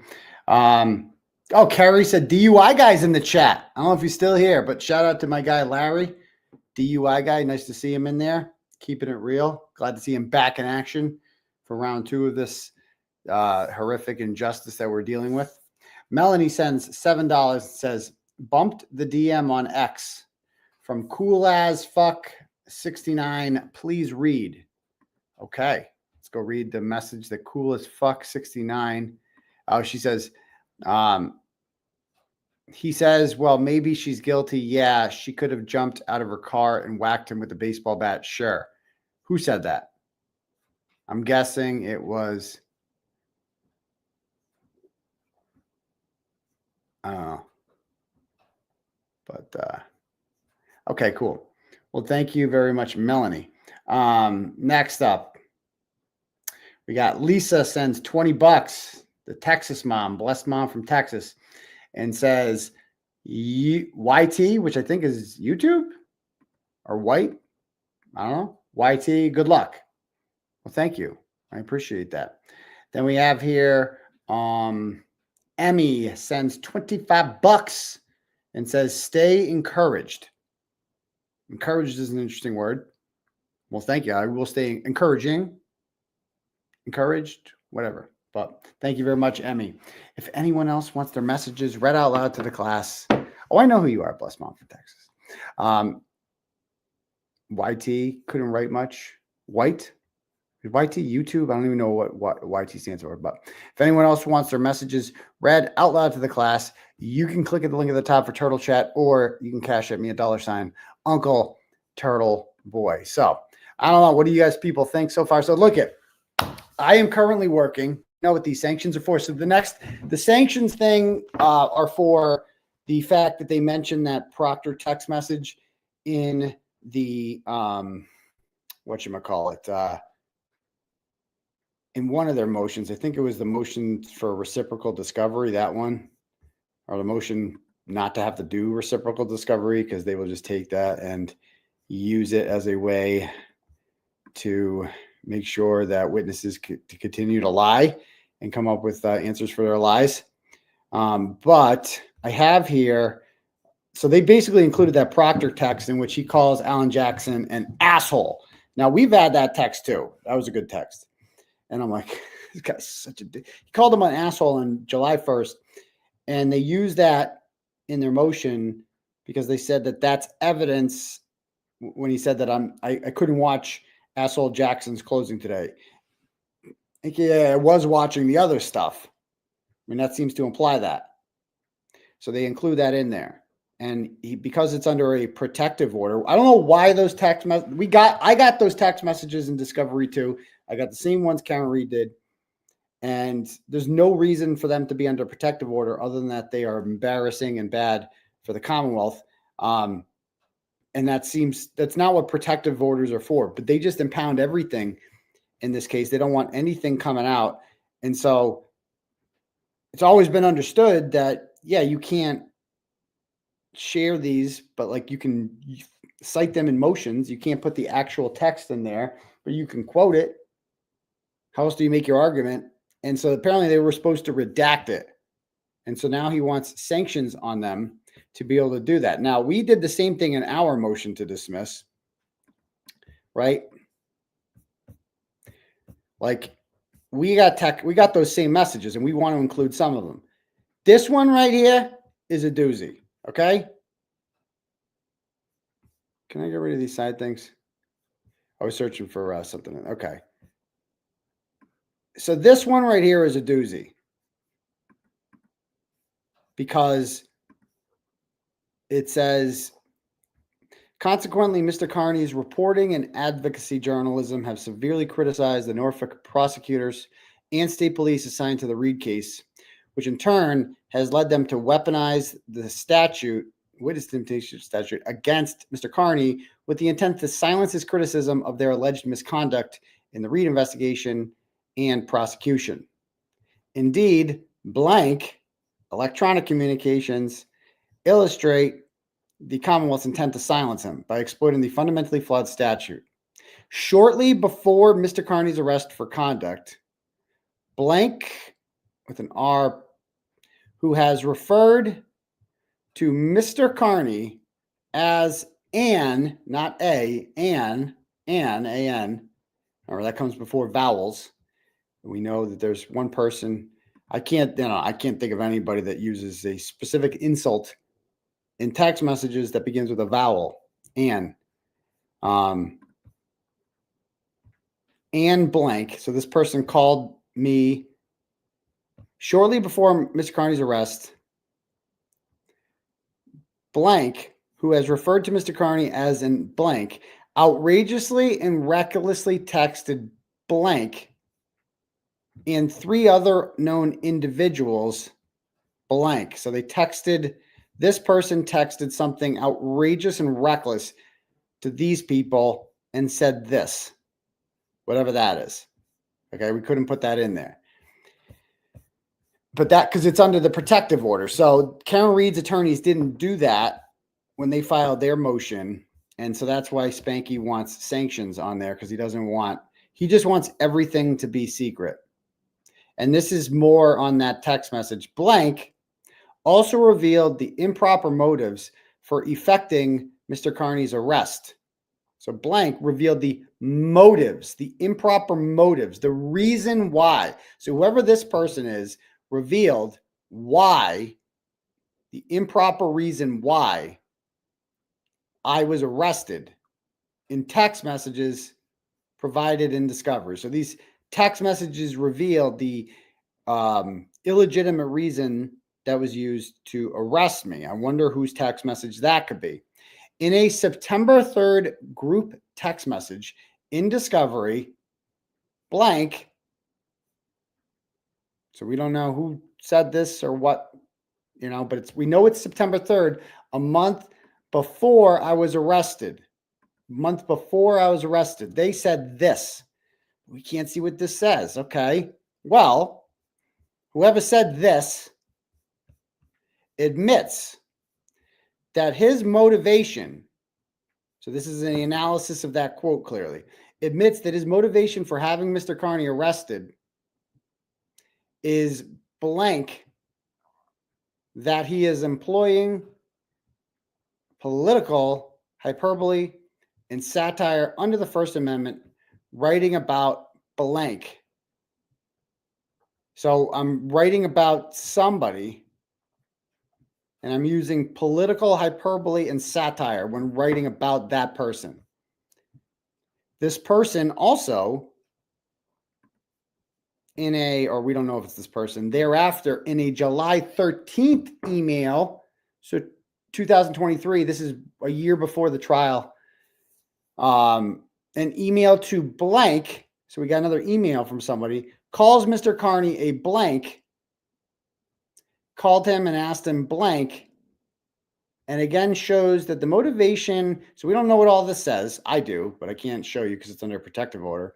But we do know that this shows that the motivation for arresting me wasn't for intimidation, but for personal revenge, because he didn't like the First Amendment protected public references he was making about him.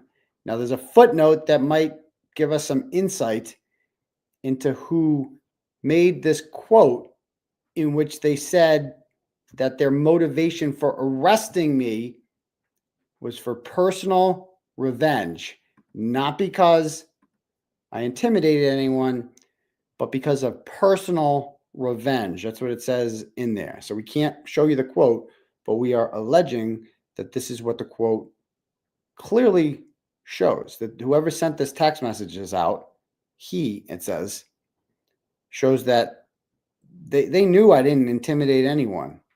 They knew that obviously I'm not guilty of witness intimidation, but their motivation is not that I'm intimidating anyone. Their motivation in writing is personal revenge. And see me, this is my motion to dismiss. I have been working on a big video. It's in the infancy stages right now. It's not in the infancy stages, but it's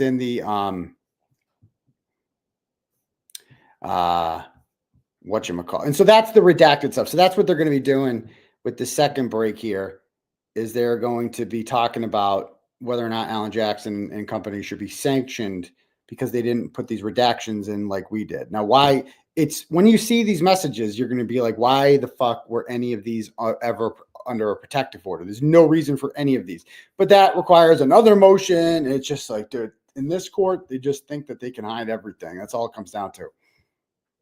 But so there's a lot I can't show. We got a stack of communications, and so did Karen Reed. And it's outrageous that she didn't get these before the first trial too, because some of these are bad, dude. The feed is cut. Is that right? Okay. So I have been working on a, and by the way, the live show, guys, is going to be tomorrow night, not tonight, because I want to be able to focus and talk about my motion to dismiss tomorrow, how that goes. Again, 2:00. Courtroom is open to everyone in the main courtroom, the big one in Dedham. So 2 p.m. we are doing our whole motion to dismiss in there. It's going to be good. Okay. Now I've done, like, a lot of people who are new here don't know, or are just unfamiliar with the case, don't know my, what all these charges are for. So I started to make like a montage video here. I'm not done editing it yet. I'll show you some of the draft here. It kind of outlines like. I was home with her mother at the time of the protest. Juliana and her brother were present at 34 Fairview Road. They had been interviewed by investigators. I don't want this to go to trial. If he owes $60,000 in taxes, how'd you pay for this car, Chris? Chris, How'd were you you pay for not? yours? Were you What was in that? the How'd you house? pay for yours? With money, with that, with money. I mean, what's confusing about that, Chris? You did kill a man, right? You gonna kill me? You gonna kill me? There we go. Shame. Shameful man right there. Chris Albert killed a man. So to commit witness intimidation, you must attempt to impede, obstruct, or interfere with a trial. So that's how they're trying to get me, because they're saying Brian Tully told the grand jury my speech was episode 604. Why did he say that was witness intimidation? Because I said that I don't want this to go to trial. So he said that was the witness intimidation.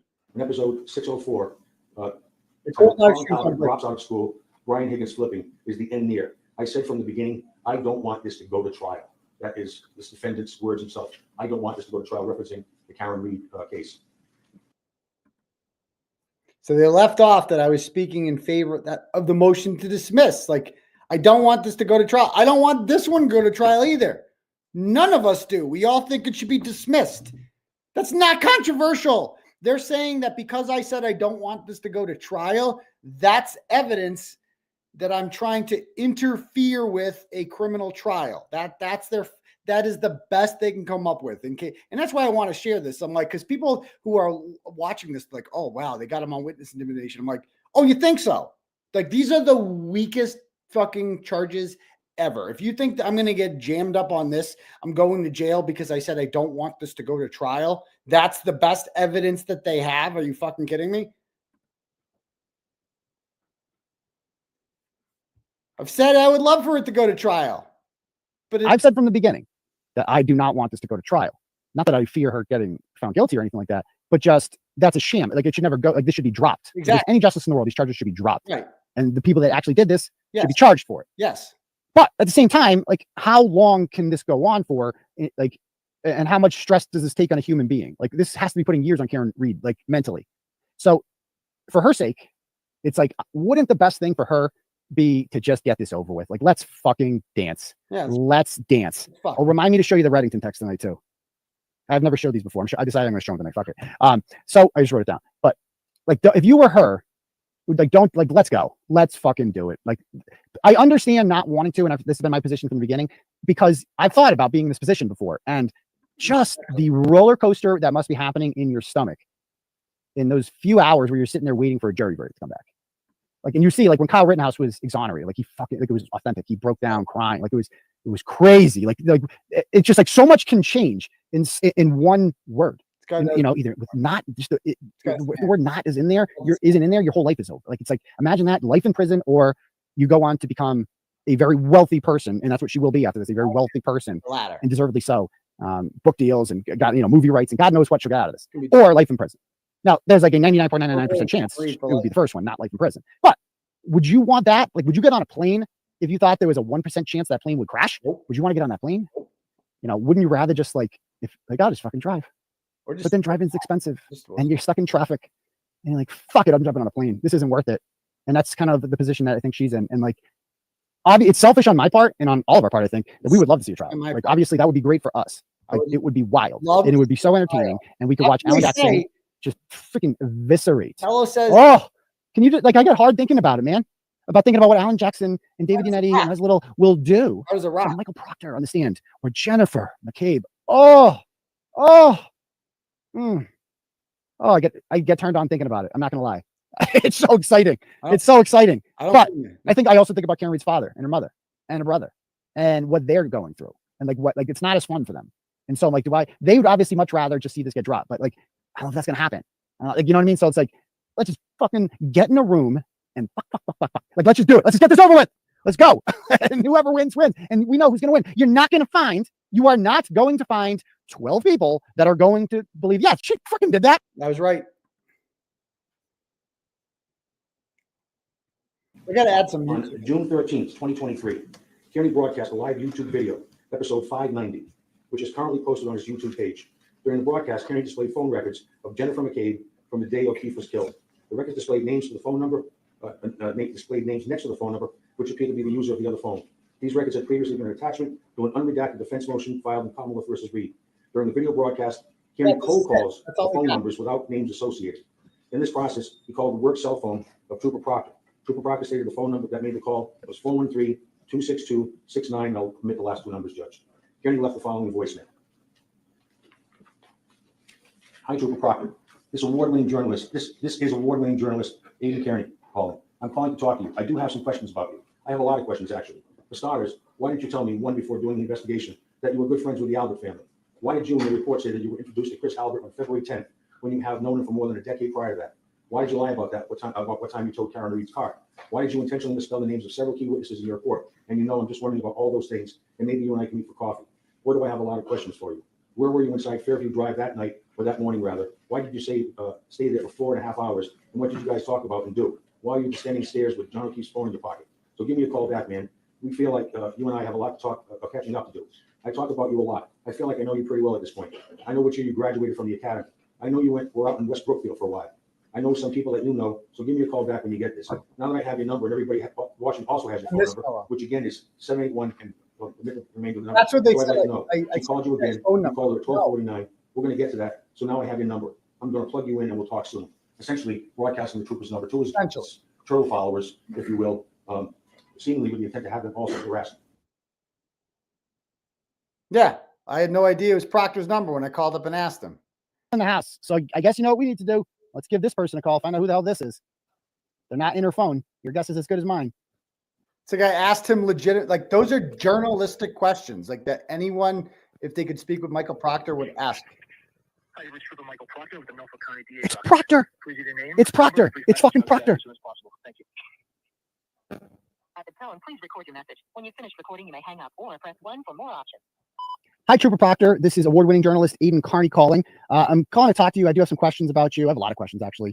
For starters, why didn't you tell anyone before doing the investigation that you were good friends with the Albert family? Why did you, in your report, say that you were introduced to Chris Albert on February 10th when you had known him for more than a decade prior to that? Why did you lie about what time you took Karen Reed's car? Why did you intentionally misspell the names of several key witnesses in your report?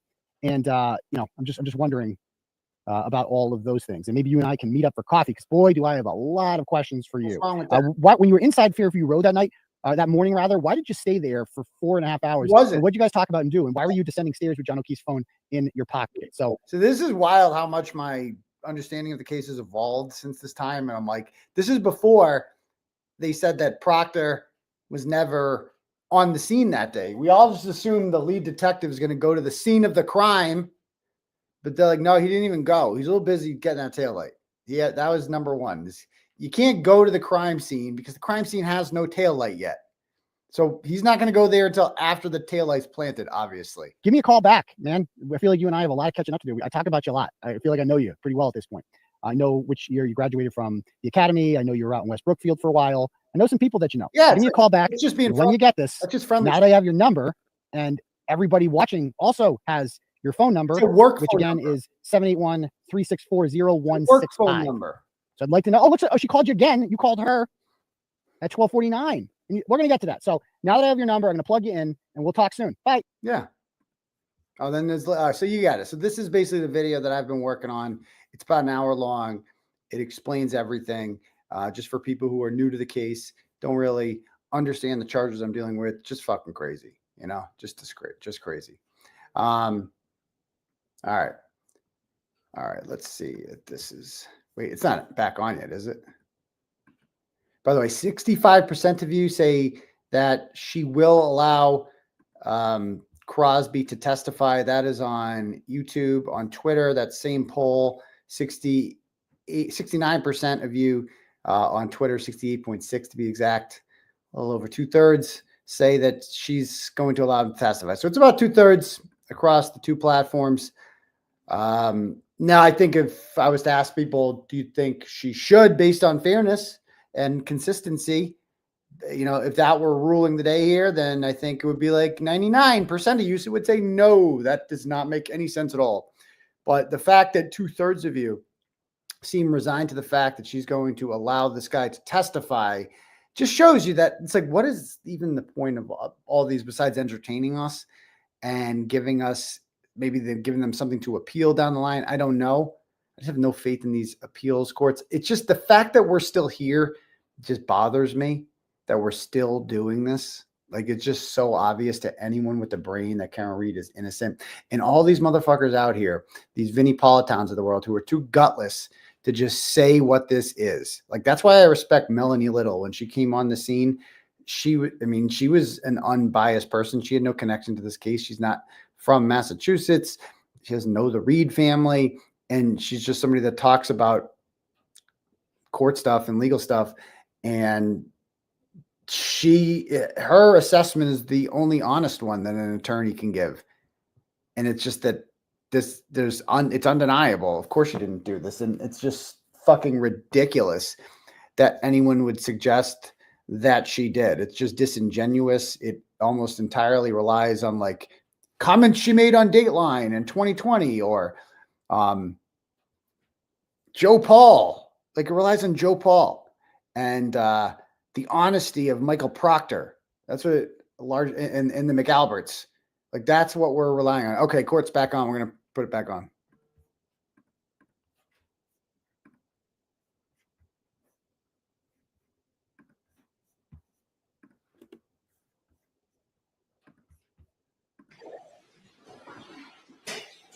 Mr. Leslie, do you need a minute? Did you need a minute? I saw you just. Could I please just? Sure. Thank you. Timmy? Yes, I'm working on something. What's called me? Why don't I take a 5 minutes? All right, please. Again?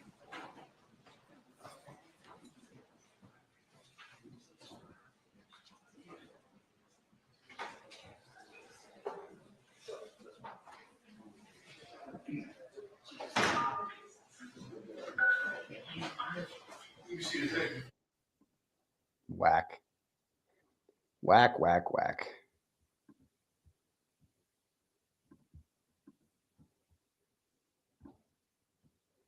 All right, give me one sec.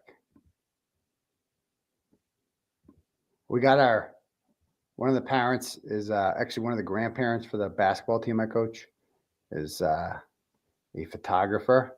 Sent me a really nice picture of the team, the squad. And it's good, but I'm looking forward to coaching when at the next level, 3rd and 4th grade, because man, 1st and 2nd graders, it's just like herding cats, man. Looking forward to actually coaching with all we do is we just dribble down the court. For the big thing is when the kid inbounds the ball and the 4 other kids are like, right here, right here, right here. They all want the ball. And it's like, he's just deciding who am I going to give this to? That's the big decision. Whoever, and he gives it to one of them, and then they dribble down the court, and then they lose it, and the other team comes back down, And, you know, maybe we'll get a pass off. Maybe we'll get a hoop sometimes. It's just freaking crazy. It's just not basketball. And we have nowhere to coach. We have nowhere to practice. Like we got nothing. Like we just show up. We have games every week. And it's like, oh, they're back already?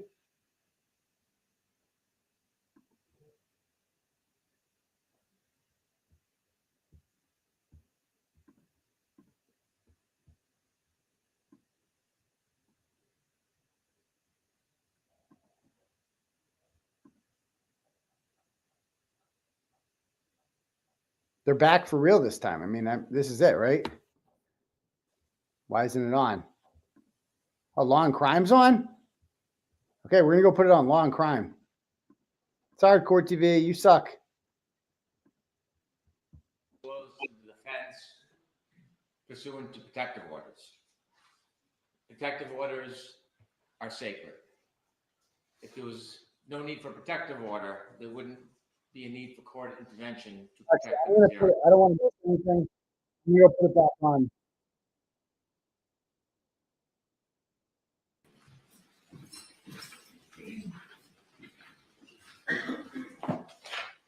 The audio is better here, I told so.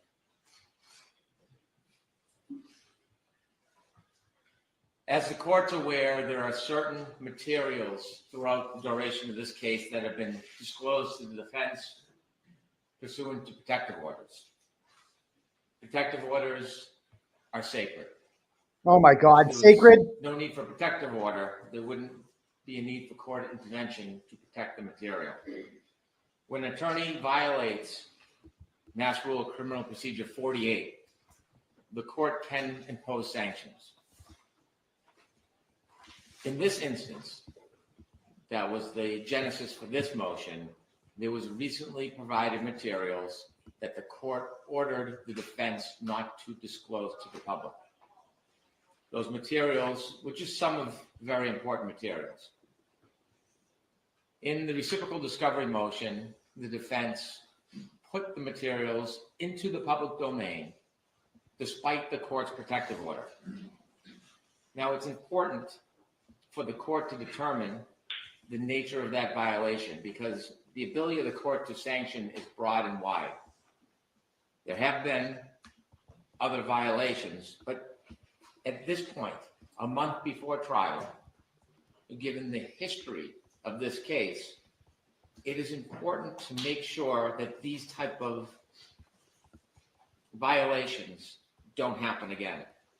What stands out to me in the reciprocal discovery motion that the defense used as a vehicle to disseminate this information to the public is that they create an argument suggesting why it is important to include this information. In the memorandum, page 9, what they suggest to the court is because the trooper did not want to watch the closing, it implied that he had been following the entire trial. That's right. That's right. There's absolutely no reasonable interpretation whatsoever I think that because a witness, like any other witness who was not bound by a sequestration order at the time of closing, didn't want to watch a closing, there is no good faith basis whatsoever that that witness watched other parts of trial. It is an empty shell to make that suggestion, which then gives them the tunnel to put this information into the public. And when you look at the nature of the information, it's obvious information to the public. Why the defense wants this information to the public. You It's leak part of the Love it. consistent public relations campaign they have sought. It is a month before trial, and rather than discuss the facts and litigate the facts in front of the jury, it is a deliberate, ongoing, strategic investment to reach the potential jury pool. And it doesn't matter if it's attacking the trial court, the state police, the prosecutor, the prosecutor's office, witnesses. It is saturating the public with sometimes disinformation, parts of information that inevitably is going to make a juror's job much more harder. It is unfair to the court. It's unfair to the people of the Commonwealth. It's unfair to the Commonwealth. It's unfair to the prospective jurors. And so not only is there really not a logical or a reasonable basis to put this information in, but when we look at the nature of the information, it becomes clear. And so we turned over this information 3 times. We did turn it over as a text message, and notice of discovery 51, a protective order was issued, docket 416. We produced it, notice of discovery 57. And again, there was a protective order. And then finally, notice of discovery 58 with a protective order. This is just some of the materials. It is beyond dispute that the defense violated that protective order. Oh, no. So in considering sanctions, I ask Your Honor to consider the history of efforts by the defense in this case to disseminate information. Oh, he's going to talk about me now. Here it comes. That should not reach a prospective juror before this jury trial starts in less than a month. Just say my name, bitch. Say my name. Now, You know after you they lied. disseminated this information, it wasn't within 24 hours. It was within 24 hours. This was in the local news, the national news. Oh, no. Yeah, made you look bad. newspapers, Online. Made him look bad. And it seems that was the very purpose it was spit out into the community. He said exactly. And so the Commonwealth's position is there needs to be a sanction to stop violations of protective orders and violations of the rules of trying to convince the public before trial about a certain side's position. We've had a history in this case that predated me, docket 111, docket 262, where there have been efforts by the Commonwealth to stop, prevent extrajudicial statements. And despite that, it has not happened. There's never been a sanction by the court imposing an obligation for the defense to stop. Rule 3.6 is clear. A lawyer who's participating or has participated in the investigation or litigation of a matter shall not make an extrajudicial statement that the lawyer knows or reasonably should know will be disseminated by means of public communications and will have a substantial likelihood of materiality prejudicing an adjudicative proceeding in that matter.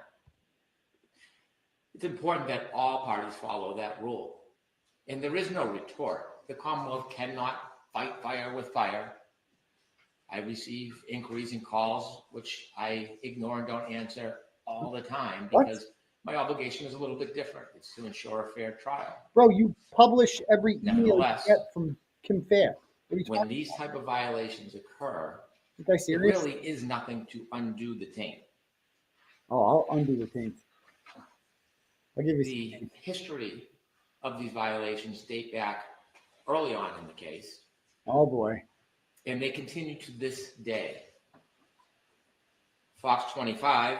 Oh, boy. The defense is quoted. Certainly, the Massachusetts State Police is involved. There are people that were in that house that are involved. Brian Albert is involved. Jennifer McCabe is involved. What? The rest of the folks that were in that house, there's some level of involvement by every one of them. Wait, Boston 20. Specifically, 3.6 is particularly concerned What? about disparaging witnesses. Who said that? About giving a one-side opinion that may not be based in fact and truth about a witness.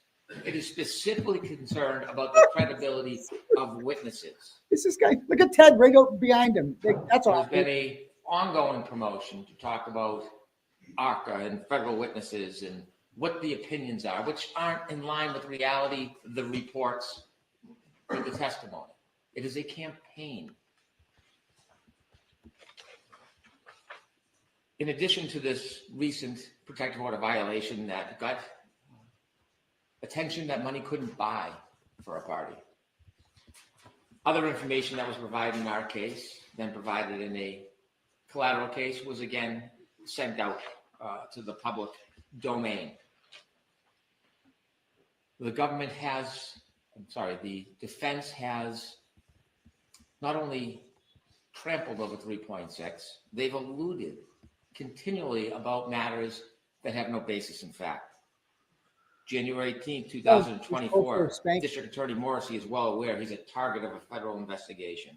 So what?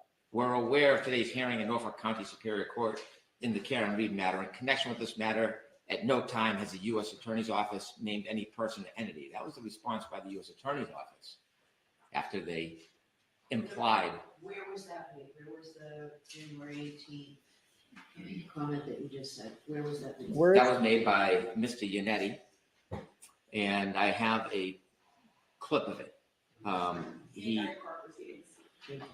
He also appeared on Court TV with Miss Reed. What? The Commonwealth is moving for a protective order for these letters after revealing part of what they contain. The Commonwealth wants to keep the remainder of the letters hidden. Yeah. Because the letters contain information that will embarrass District Attorney Morrissey and his office. The letters demonstrate that he's a target of a federal investigation for what his office has done to Karen Reed. This is, Where was that Court TV appearance? I can get the date for Your Honor.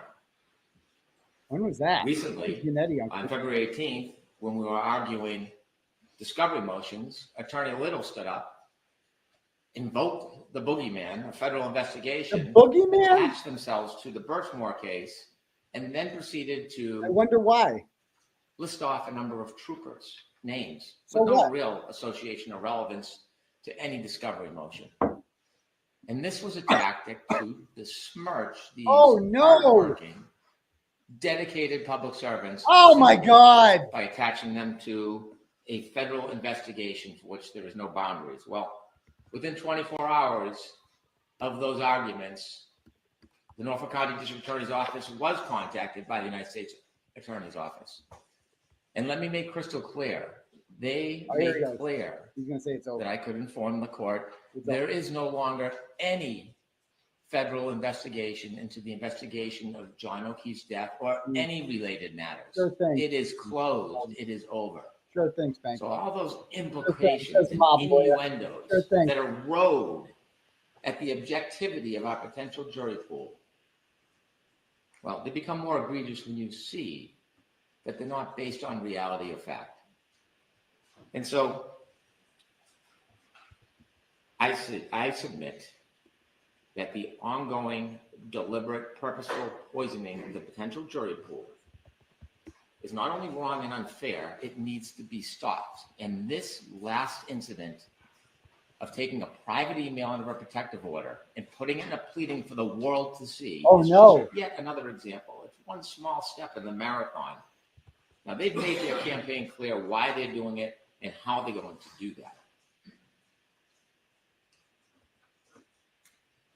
If there's any doubt whatsoever about the intentions of these tactics, I've submitted audio clips to you under seal, and I won't repeat what's in them. But that makes abundantly crystal clear why this is happening. And so, inevitably, the court has the ability to sanction. I mean, he's And really as an aside, crying about although an over what? accused stands in Those a are his different, or stuff. sits in a different position than the This attorneys, is the sanction. one. grand jury minutes cannot be disseminated either. What? Not just the paper, in substance, they can't be. What do you mean? Doesn't matter who you are. You can cite grand jury testimony in a pleading. And so the What's that? Commonwealth asks the court to consider sanctions so that we can have Oh, a is that fair what that trial, is? so that it doesn't limit the parties. It's not retaliatory. We will abide by the same rules. What I suggest Exactly, Mary. is that from now until trial, Oh boy, let's hear it. all pleadings submitted by the defense Go through should me. be under seal. Oh my God. And the Commonwealth can review them Oh, and make any objections if there's any material that's private, so just that want there's no you to read oversights everything. or mistakes or dissemination of protected material. And then if the court and the Commonwealth does not have any objections, then those materials can be provided publicly on the docket. Also, the Commonwealth suggests that the court impose a sanction that the defense must follow Rule 3.6 as the Commonwealth does. No more symposiums on the courthouse stairs. what? No more interviews with national media. He wants to put a gag on them? No more statements to press privately behind the scenes over a coffee, putting out information, oftentimes inaccurate, to sell the story before the trial starts, so that we can have a trial on fact. Oh, you already tried this once. There should be a Wow. gag order on all of these attorneys. And Every you. single one of them. And the Commonwealth will not speak either. Ms. Reed, I'm not asking for a gag order for. And so in light of the history of these repeated violations, in light of the inability for the defense to restrain themselves, in light of their purposeful, intentional, and obvious efforts, in order to best try to maintain a fair jury in this case, is to impose those sanctions. And that's what I'm asking for. Thank you. Mr. Nitty, you're arguing this I mean, yourself? Yes, Your Honor. May we approach, please? How dare they? Remember, this is another how dare they speech. This should be good. Okay.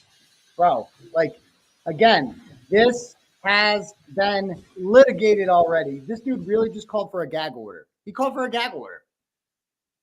They called for a gag order. They filed a motion for a gag order in July of 2023. Some of you guys might be new here to the Karen Reed thing.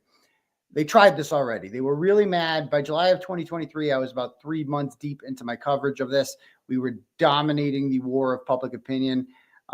We still are, because we have righteousness on our side and facts, and we're better communicators, and everybody's on our side who matters. Like they got like John DePetro and a couple of ragtags. They got Kofen Doofus, Plevin, Crusty. That's about it. And yeah, they're talking about on the steps. They don't like the fact that they have that they talk to the media after everything. So they're calling for a gag order.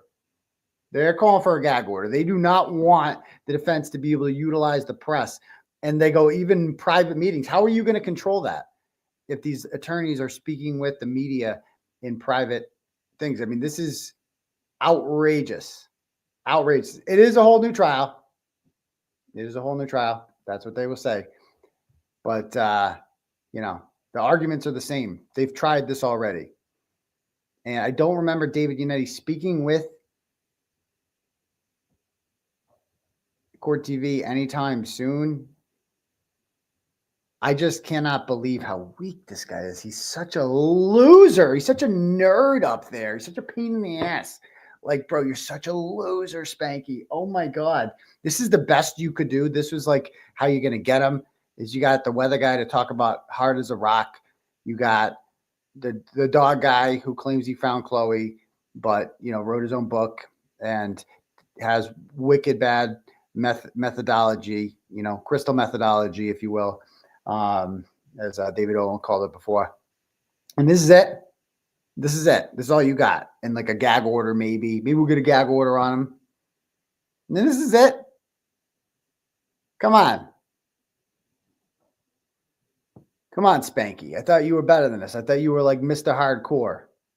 This is the best that you got? Come on. Come on. Yeah, you must be listening to my programs. He's a loser. Exactly. They might get rid of the cameras? No. Are they really asking for that? Not for the trial. I don't remember any of them. Did he really ask for the cameras not to be in the courtroom? Did I miss that?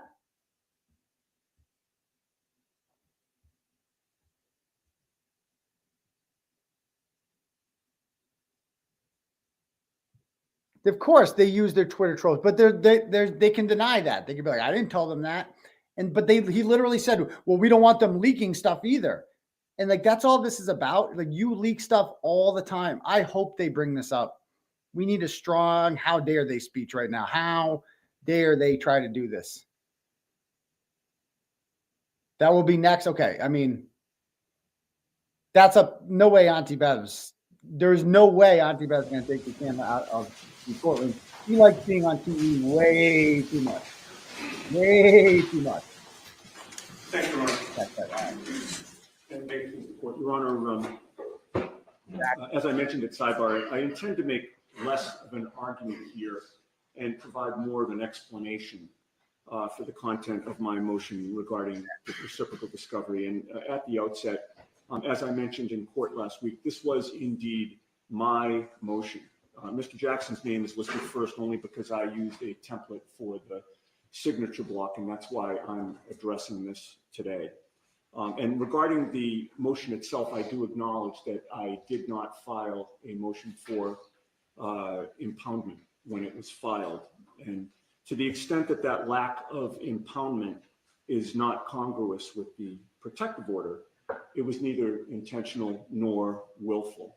It was an oversight, not an attempt to flout any rules of this court.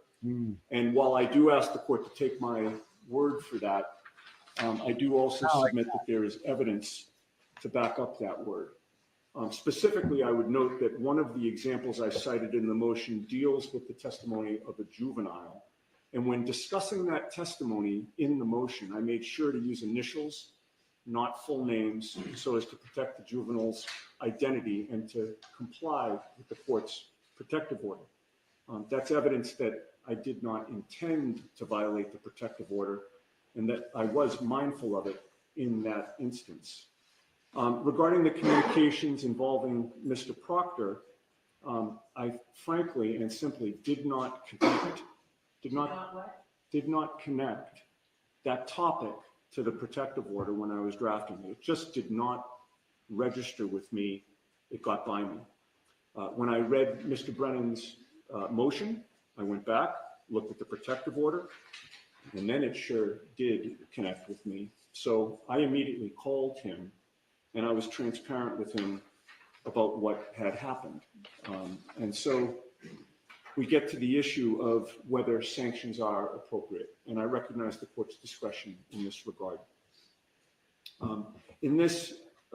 With regard to this issue, I believe it is worth underscoring Mr. Brennan's reasons for seeking the protective order in the first place. He listed 3 reasons for the protective order when he filed the motion. And I quote his reasoning here. This order is necessary to effectuate the well-established privacy and safety interests of witnesses and to protect the integrity of ongoing investigations. So the Commonwealth sought to have this court issue the protective order to protect, number 1, privacy interests, number 2, safety interests, and number 3, preserving the integrity of other investigations. And I submit, Your Honor, those interests are all laudable. And I respectfully submit that my disclosure here did not undercut those interests. Regarding any privacy interests, Michael Proctor's opinions about Karen Reed and her attorneys have been well established and was well-known public knowledge as a result of the first trial. His opinions about my client and me were publicly aired at trial when his other text messages had come to light. True.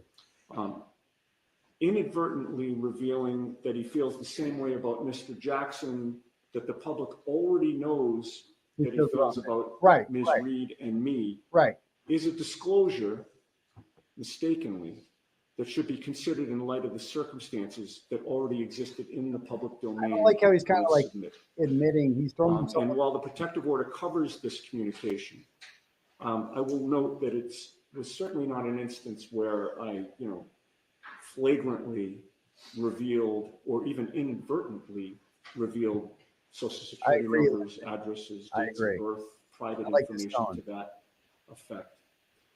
As for safety interests, which was the second reason for the motion for the protective order, revealing that Mr. Proctor has opinions about Mr. Jackson does not jeopardize or otherwise implicate his safety, I would submit. At all times during this investigation, and to the best of our knowledge, Michael Proctor is still in Massachusetts State.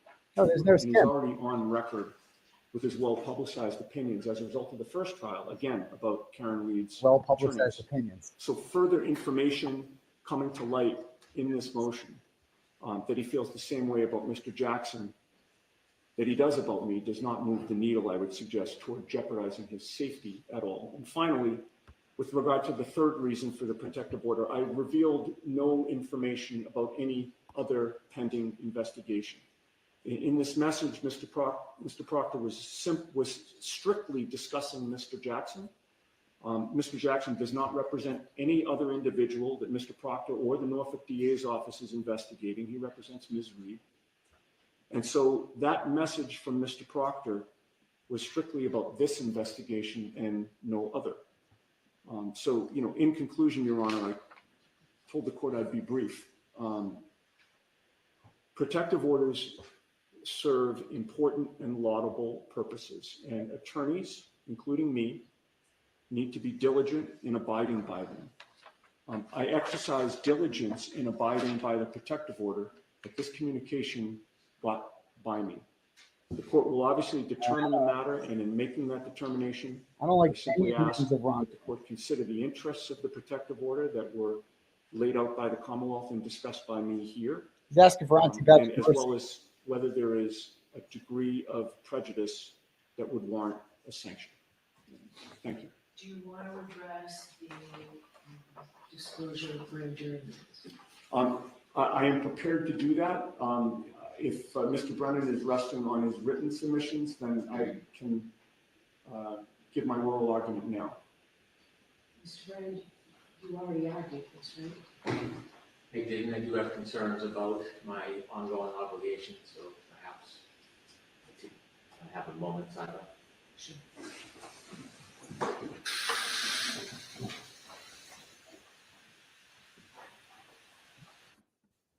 All right.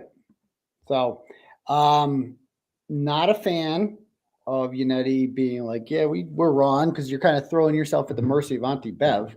I don't know how I feel about that. That's like medicated Yannetti we just saw there, which I agree with Lindsay. It's like that's how she likes her attorneys, clearly, is serious, no theatrics whatsoever, like that. I guess he has to. I don't know. Why not just be like, it's not? We had every right to put that in there. It was a misunderstanding. We thought we could, like instead you say it's an oversight, and she's going to be like, yeah, right. Oversight. Come on. You guys are too good at your jobs to have that be an oversight, I think, but this is stupid. This is like, what's Spanky even asking for with sanctions? He wants all motions to go through him. Can we just talk about that?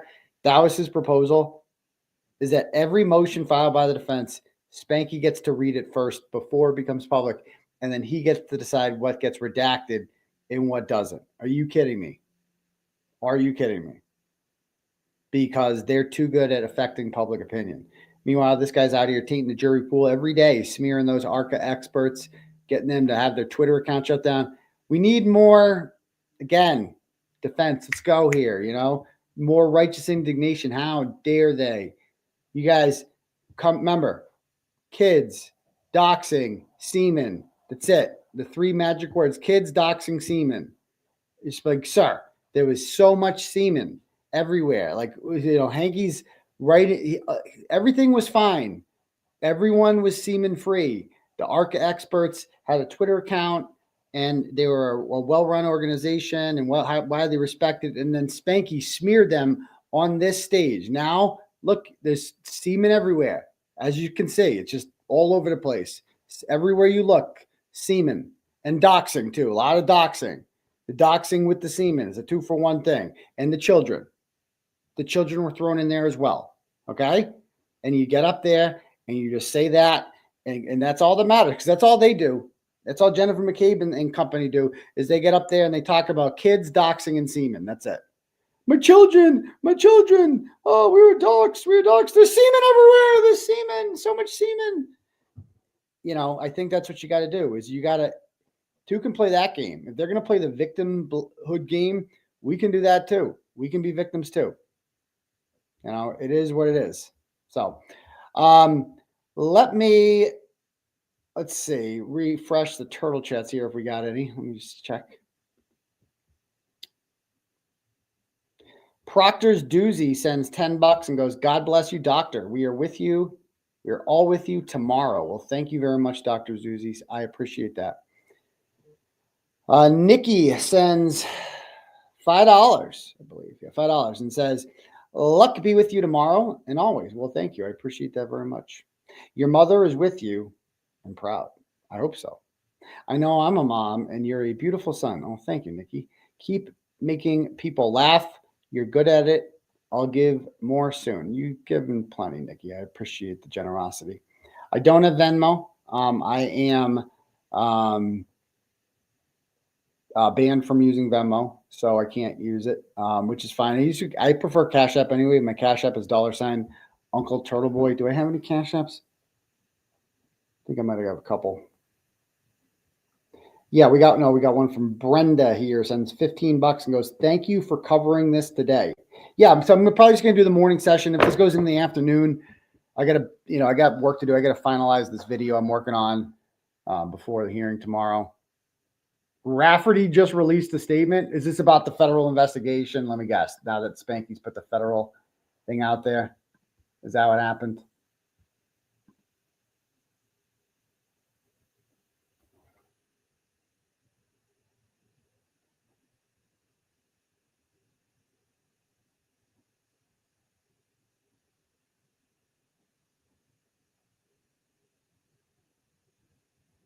I'm looking for it. I'm trying to read my Twitter over here.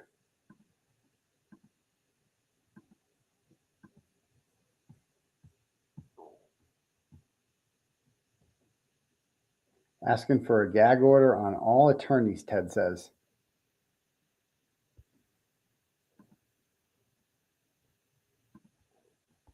All right, I'm looking for Alina Rafferty. Did you really? I just saw a commenter say that, so I'm not sure if this is legit or not. Lena Rafferty, okay. Oh, yep, okay. So through Christina Rex, I'll bring this up.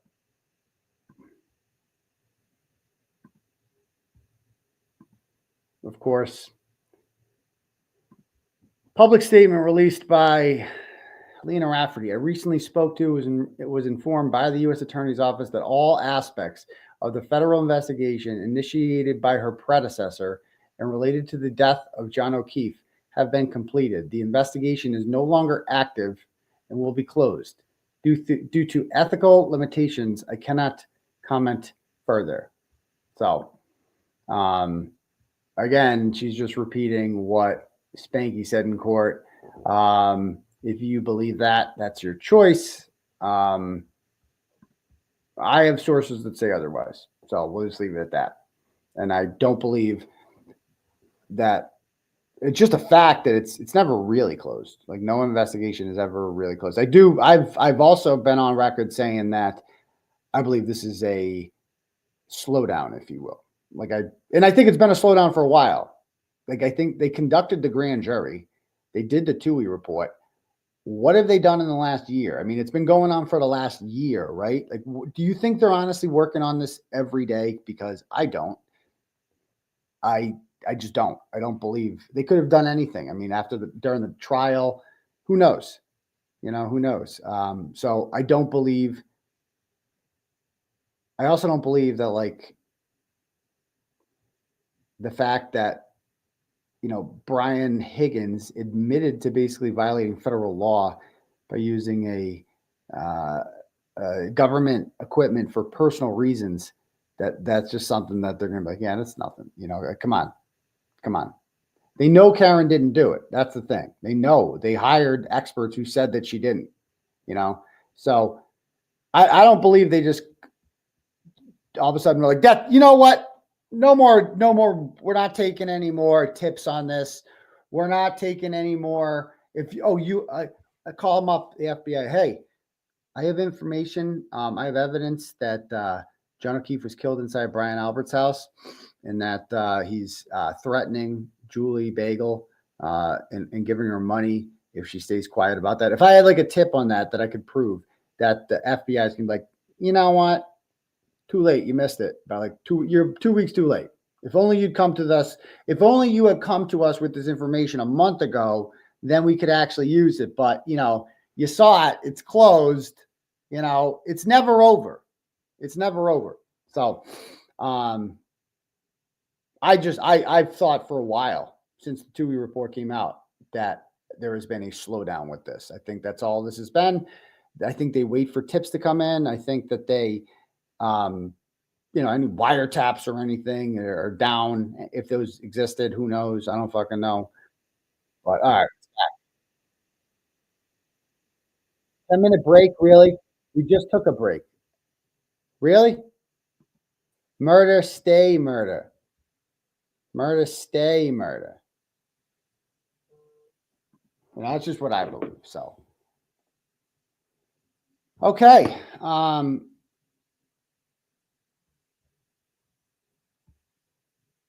me refresh the turtle chance. Yeah, okay, cool. Was that the only cash app I had? Yeah, okay, cool. If anyone else wants their message read, you can click at the link at the top for Turtle Chat, or you can cash at me, $, Uncle Turtle Boy. And remember, tomorrow night is the live show because I got my motion to dismiss. My email is turtleboysports@gmail.com. Turtleboysports@gmail.com. If anyone needs to email me ever. Exactly, Jill. So if someone confessed, they'd say, sorry, stay close. Give me a break. It's never over. This is semantics. You know, that's all this is. This is just semantics. It's stupid. Okay.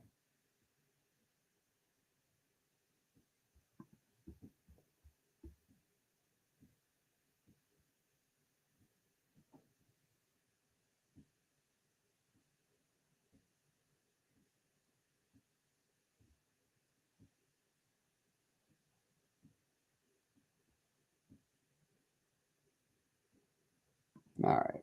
Yeah.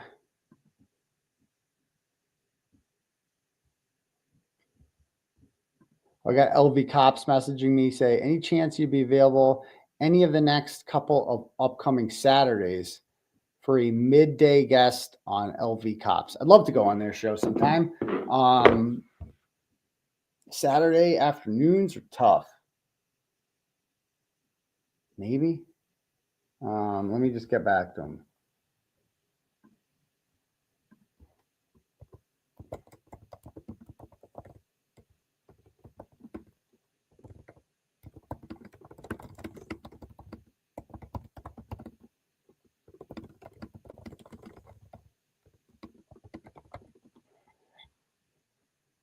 All right. Karen Reed. Yeah, man, got that one. Okay.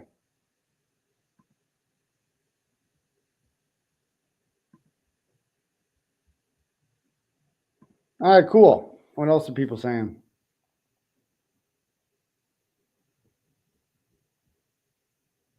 That would be a cool show. I agree. Do the defense have a right at obtaining Chloe? Hi from Scotland. You would think they would bring that up. You would assume so. You know, if Chloe's alive, then the FBI investigation is closed. Chloe is dead as fuck. I don't know if the two. I mean, there's a world in which Chloe is alive, and they just don't. They hit her, and they don't want her to be able to be traced. I mean, Chloe could very well be alive, but the point is they got rid of her, so it doesn't really matter if Chloe's dead or alive. Their motivations were still the same to hide Chloe. And what good would Chloe be to the defense now if they got her? Like, they really didn't have to kill Chloe. They just had to get rid of her, you know? They just had to get rid of her because what could the defense even do if they had Chloe? Like, test her teeth for John's DNA? It's been years, you know? Years. Not going to be any more DNA on there. Aaron O'Keefe might have got rehomed. That's true. John O'Keefe wasn't hit by a United States, wasn't hit by an SUV, says the United States attorneys hired experts. That's correct. Yeah, just don't have to sit down for a coffee for 10 hours, I know. All right. Did Alessi seem nervous today? No. He seemed like the same old Alessi when I see him. Commonwealth said they have since all the Chloe evidence they had sent, but Karen shook her head. They haven't got it. Of course not. That's what I'm saying, Sage Nichols. And they're going to tell the Canton police that, but not the, I mean, it's very possible with this new administration that they're just saying, we're not making this a priority anymore. Something like that, you know? It's just odd. Even Emily Baker said that's very odd that they would announce that. Anyway.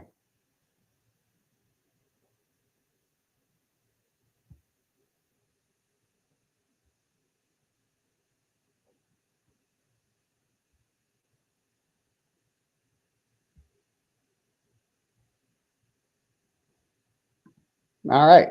What's going on over on Melanie Little's channel? Let me check that out. She's always got some good content over there. 10,000 people are watching her stream right now. We'll watch for a couple minutes. I don't know if this is unethical to do this.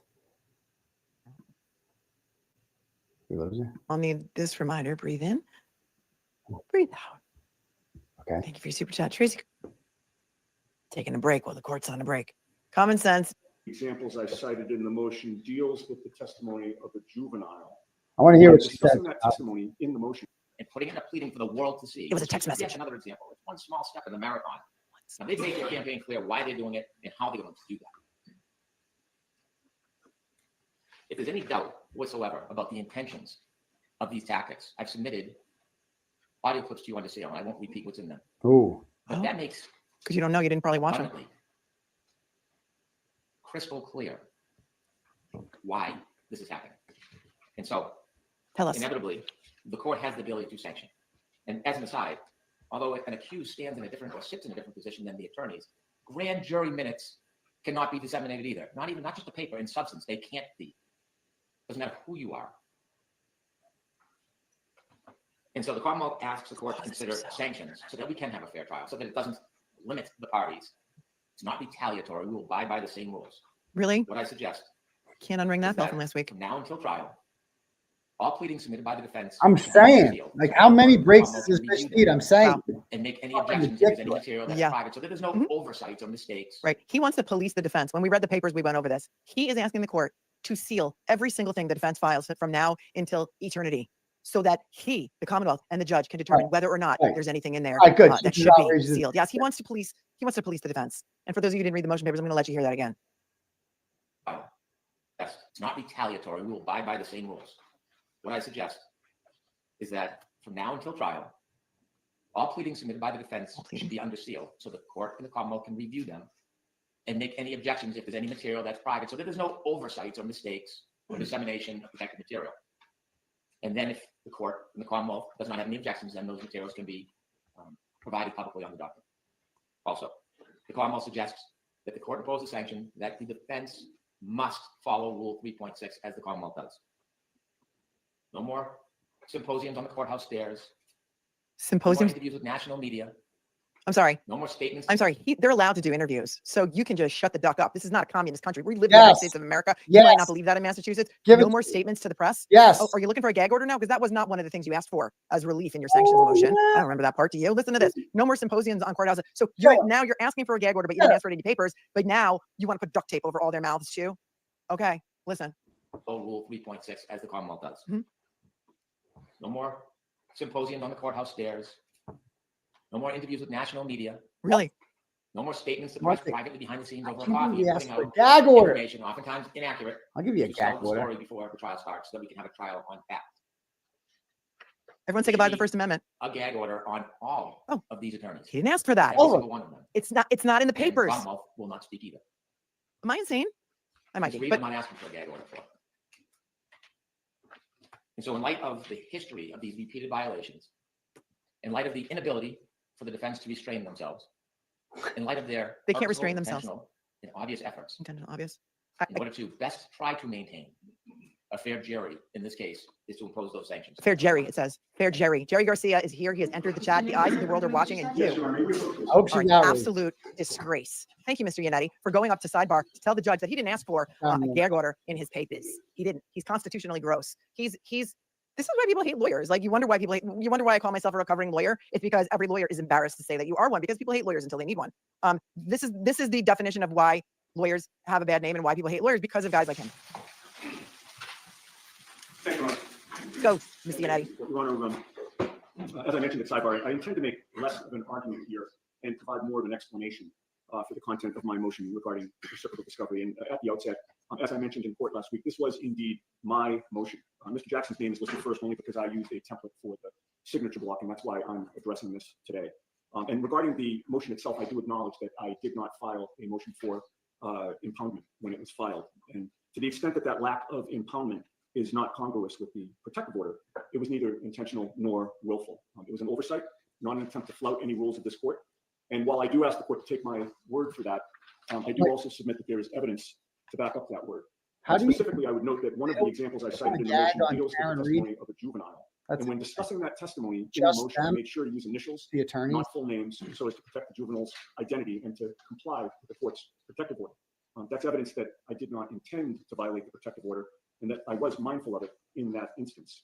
Regarding the communications involving Mr. Proctor, I frankly and simply did not connect that topic to the protective order when I was drafting it. It just did not register with me.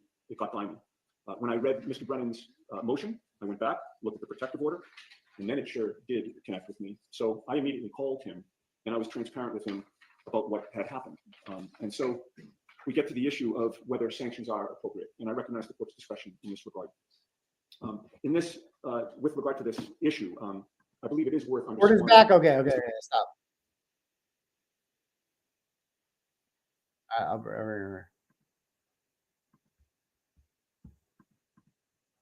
People are saying court is back.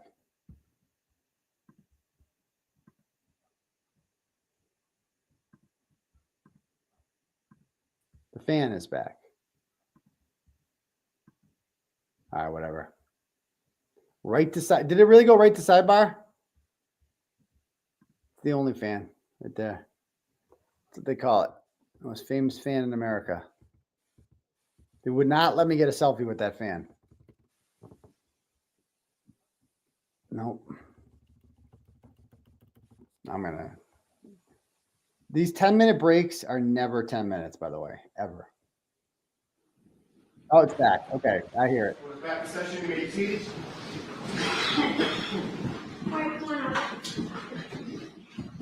Another sidebar? Are you fucking kidding me? Oh my God. This is such a great. Andrea Burkhart was on Melanie's the other day. I guess she's back from Chile. I'd like to get Andrea on my show. She said she would. We just have to figure out the timing. That'd be cool. I'm new to Andrea Burkhart. Does she believe everyone's innocent? Or is that just a Karen Reed thing? Because I've recently started following her. I saw her take on Richard Allen. But she's also, I saw her take on Kohberger. Does she believe Kohberger is innocent? Because that's like a bridge I'm not down with. I can do Richard Allen innocent. I think that guy is innocent. I do believe Richard. I think at least not guilty, you know. But to me, I think Kohberger is guilty. I think he's guilty, and that's because she misled us on RA. Who did? Burkhart? She was in the courtroom for that, wasn't she? So so she doesn't think he's innocent. Okay, that's fine. That's cool. Okay, cool. She believes there are issues because I've seen some of her tweets on it. Again, I didn't look too much into it. So I'm new to Andrea Burkhart. I think a lot of people think Richard Allen is innocent because like Karen Reed's like overwhelmingly people think she's innocent. Richard Allen, I think more than 50% of the people seem to think that he is. But Kohberger is not. I do not think he's innocent. I think he's guilty. So it kind of makes their take if they're not a person that thinks that Karen Reed is, if they're not a person that thinks like all defendants are innocent, it makes their belief that Karen Reed is innocent more special. You know what I mean? More legitimate. Like that's the only reason I ask. And I can have her on sometime. I could like to talk to her about that. Aussie thinks Brian is innocent. Aussie also thought that, and we're all entitled to our opinion. She also thought Richard Allen was guilty, right? I do not think Kohberger is innocent at all. I think he's 100% guilty. I know. She is 100% everyone is innocent. Unfortunately, it seems like Melanie is starting to lean that way as well. Really? I know she went with Penny McGee is innocent, but she was found to be not guilty too by this fucking judge of all people. I don't think Brian Walsh is innocent, and I was in jail with him. You know, I would be biased, right? Who else? Yeah, I think Andrea's coverage was spectacular of Delphi. Her notes were exhaustive. Yeah. Lauren misled us on her RA. Who's Lauren? Is it Lauren? I thought we were talking about Andrea.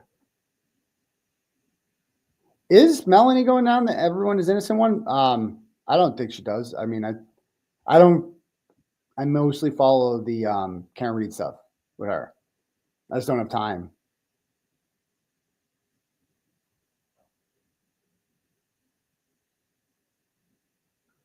Oh, Melanie didn't do criminal law? I didn't know that.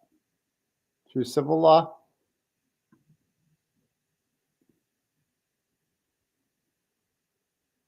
I believe innocent until proven guilty. God, I do too. I do too. I'm not hating on Melanie Little. Oh, sorry, hating on it. I don't think she's annoying. No, I don't think not at all. I think she's great. Glad to have her on our side. Glad to have her on our side. Exactly. Like, how did the sheath on the knife, the DNA on the knife, the cell phone stuff on that guy, the pinging, like, and like he majored in, like, look at his like major at Washington State. He like, did he major? I gotta refresh this one, but I'm pretty sure he majored in like criminal investigation. Like, he's like one of those guys who's obsessed with. He is the perfect example of somebody that it's believable that dude is just look at him. You know, that he would be so obsessed with,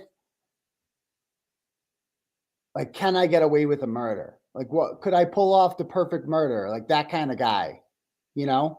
Like that's the way Koberger comes across to me, is like one of those guys that like, oh, I could totally see that guy killing a bunch of people just to see if he could get away with it because he wants to see if he can outsmart the cops because he's that, you know what I mean? Like I could totally 1000% see that. His DNA is exactly. Can't see a garbage man would choose to end his 15 minutes later day. End his day 15 minutes later once a week in order to share a coffee with him. I know, because he can't buy his own coffee. He needs Matt to give it to him.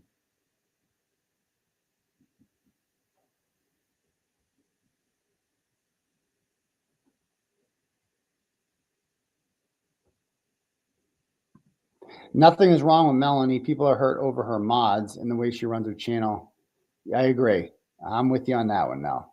I'm with you on that one.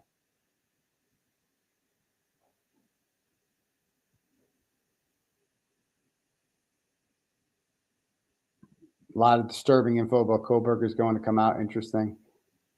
Yeah, there you go. She thinks Walsh is guilty. And like Ingolf Turk, like he's guilty. I think he admits it. Yeah, I was going to say, I have not seen that at all out of her. Bill Davis says, I'm a defense lawyer. Oh, okay. I think Brian is guilty. Okay, there we go. Richard Allen is not innocent, Agent O'Donnell says. Interesting. Again, I have not followed that case as much as I should. But I'm just saying a lot of people say he is, you know, more than Koberger, but not as much as Karen Reed. I had to stop following Melanie Little because every woman is a victim with her. Is that? No. I mean, why? Because of the Penny McGee case? I didn't see that. Can't talk about the Kerry Roberts thing. Sorry. Been over that. The Adelsons. Now, Wendy Adelson is definitely guilty. Okay, we're back. We get to that. But that bitch is like done for the table for guilty. I'm telling you. That's crazy. All right, Mr. Unity, go right ahead. Thank you, Your Honor, and thanks to the court for allowing me to make much of my argument at sidebar. The only remaining argument that I can make in... We did that because that was material that needed to be done at sidebar. Oh, I understand, Judge. And I'm thanking... I want the record to be clear. I understand, and I'm thanking the court for that. The only other argument that I'd like to make, and this is appropriate to make in public, because there were allegations that I believe, misconduct regarding the existence or non-existence of the federal investigation, specifically directed at Ms. Little. The timeline is important here as well. The Mr. Brennan himself was provided and sent a letter on January 30th of 2025. The letter was directed to him specifically. We obviously received a copy of it. And in that letter on January 30th of 2025, Is this the letter? the first assistant U.S. attorney, Mary Moraine, informed Mr. Brennan that the federal investigation was ongoing. Boom, motherfucker! I told you! Told you! Mr. Brennan knew that. I told you! It was after that letter, I think within about 3 weeks, we were in this courtroom, and Ms. Little had mentioned the ongoing nature of the federal investigation. Told you! Not only was that truthful, that came from the horse's mouth. It came directly from the U.S. Attorney's Office, and Mr. Brennan was aware of that because he personally got the letter. It was only after that that Mr. Brennan has reported to the court that the federal investigation later was closed. Can you give me dates again, please? So what was the date that Ms. Little made that statement? And what was the date that you all found out? Little made that statement on the 12th. The letter came on the 30th. So we got a letter. So January 30th was the letter. We believe February 18th, when we were before this court, was when Ms. Little made that statement. And then it was thereafter. I can't speak to when Mr. Brennan says that the federal authorities contacted him, but it was after February 18th. When did you hear the information? When did you hear the information that Mr. Brennan just told us? Mr. Brennan called me to inform me of that. I don't remember the date. Maybe, perhaps he can tell the court when that was. Was it prior to February 18th? No, it was after February 18th. Yeah, no, it was definitely after February 18th. Ms. Little reported the freshest information that we had truthfully to the court. Just in closing, Judge, this was not a boogeyman. The federal investigation existed. It was confirmed to have existed multiple times as late as January 30th, and it's right there in black and white. There you go. Would I lie to you people? Would I lie to you? I would never lie to you. When I say trust me, I mean trust me. The federal Ms. government Little made her argument on February 18th. The Norfolk County District Attorney's Office was contacted about 24 hours later on February 19th. I gave written notice and called Attorney Yannetti on February 26th. The import of the argument is not that the defense was aware it was closed and continued to persist. It is insinuating and suggesting for years of this amorphous impropriety. So what? It is trying to bootstrap their arguments, claiming, yes, that there's a boogeyman, that something is happening in the federal court, but they can't talk about it when the reality is now that that case is closed. It's never closed. Ever. If I may just briefly respond. Then why did the federal government say it was not going on January 30th? Thank you. That he had When we're account. talking about He had that account. judicial statements, not to take into account statements that were made in advocacy in court to Your Honor. The Commonwealth referenced a statement that I had made regarding the federal investigation. That was in a courtroom setting. It was not an extrajudicial statement. Also, under the umbrella of the rules of professional responsibility. Correct. Court TV was not in the courtroom. He's not in the courtroom. Okay. Thank you. So what I'd like to do now, there are new motions that were really just filed. And what I'd like to do, I have one that has a response. So it's the motion to amend the scheduling order to give the defendant a little bit more time for their motion to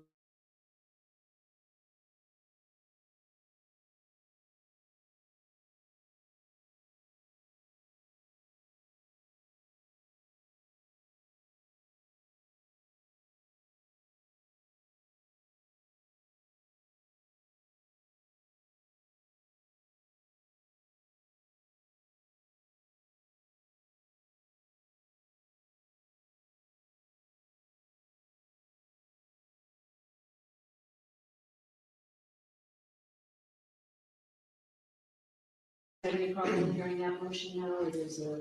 What just No, happened? Your Honor, I think it's very brief. Did I lose it? All right, so I need 1 minute. Is it just me posting?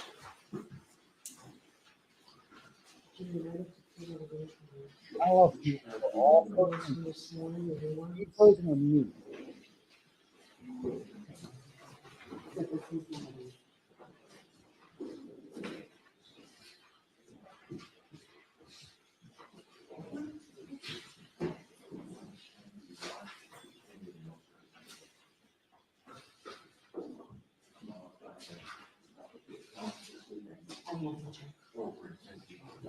Nothing else is up there.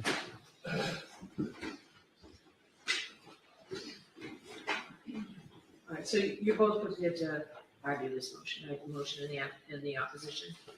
I'm so sorry. So both sides are prepared to argue this, the motion to amend the court scheduling order. Yes. And the opposition, is the Commonwealth prepared in the opposition? Your Honor, we filed an opposition. I just informed defense counsel if they're looking for a date this week if the court's available. I just don't want this to linger. So I'm happy to do that. The 17th is out. It's way too far away. But I will hear you. I know what I think is a reasonable date, but I will hear you to see if you need more time than what I think is reasonable. I'll agree if they need a few more days without opposition. Given that, may I, speak with counsel?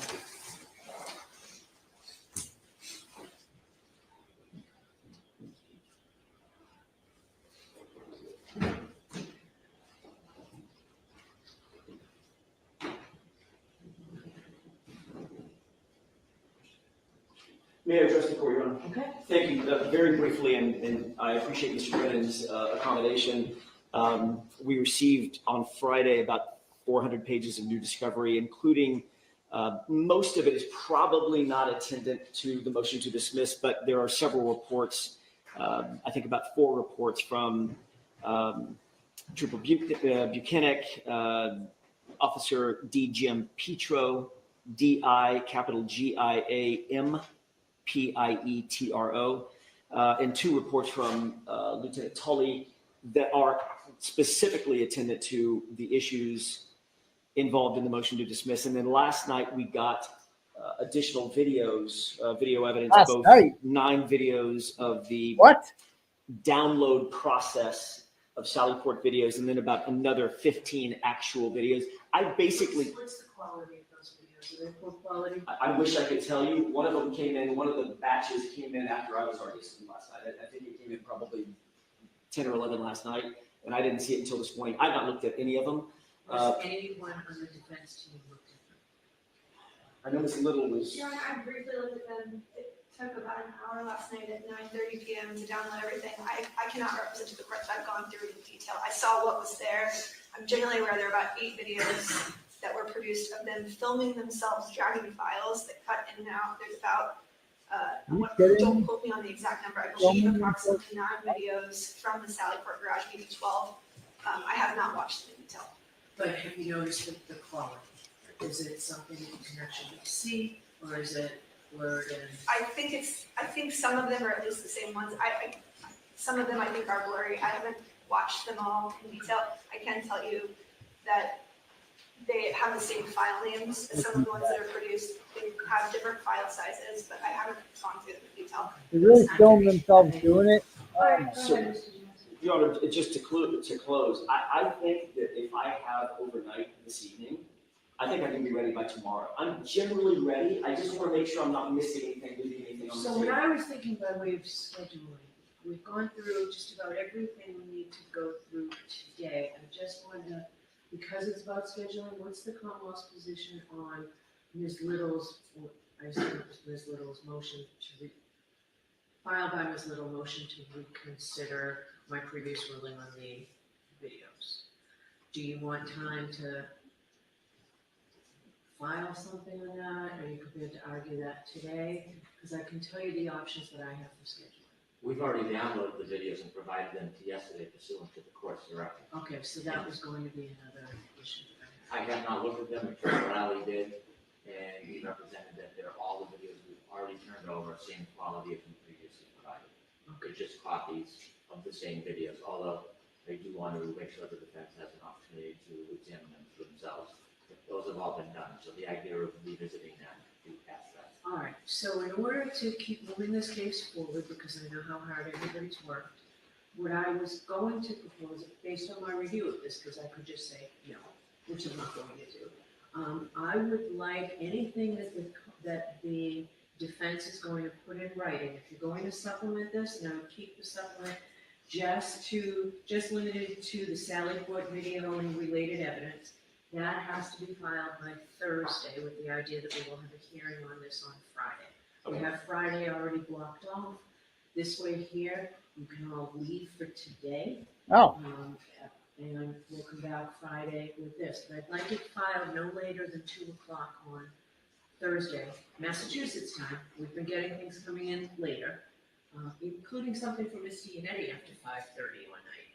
So we need things filed by that court day. So you can have anything that the defense wants to file by 2 o'clock Thursday, and we'll see you all here for it how long do you think it'll take to argue the motion to dismiss? Your Honor, I would expect my comments, just based on what I have so far, an hour plus, perhaps an hour and 20 minutes, something like that. Okay. Tomorrow? You're actually going to be in tomorrow? Don't compete with my hearing. It really depends on what the defense argues, but it typically is less. So if we start at 11, we'll finish Friday? Of course, yes, I believe we will, for sure. But she has How's that schedule work? is she talking about Friday? It works for the Commonwealth. She's talking about Friday? I need to ask this. Okay, Friday. There's nothing tomorrow? So I don't have to compete with this shit? That would mean that we do not have to appear tomorrow. Right, you're in federal court. I want you to be able to just go do that and not have to come back. Yes! Yes! Yeah. Hurdle And I'm time trying to tomorrow. consolidate this Hurdle down so we time. can Let's do go. it today, rather than coming back. I'm just trying to make. the I can't best compete with Karen. She'll win that one. Your Honor, 11 o'clock would work. I think I can lift my flight. By the time we get done, I can get to you. That's fine. All right, so where do we stand on the motion for reconsideration? Sounds like the files have already been provided and it's done. Your Honor, we still would like to be heard as to that. Obviously, we gave notice that we were seeking a motion for reconsideration on Sunday night. They did the download Monday morning after they had received that. There is still metadata, we believe, on the Canon PD drive. I think we're entitled to that. I think the law is clear. So it's, I heard that correct, right? They don't have court tomorrow? You can't take back what They said? They have. Can you get besides federal court? There's nothing in data? Metadata, as our expert cleared his affidavit, it may be lost, but we'd still like to have as much information as we can as it relates to those files. So how long does the Commonwealth need? I know this motion is just filed. How long does the Commonwealth need to be prepared for this motion regarding the metadata specifically?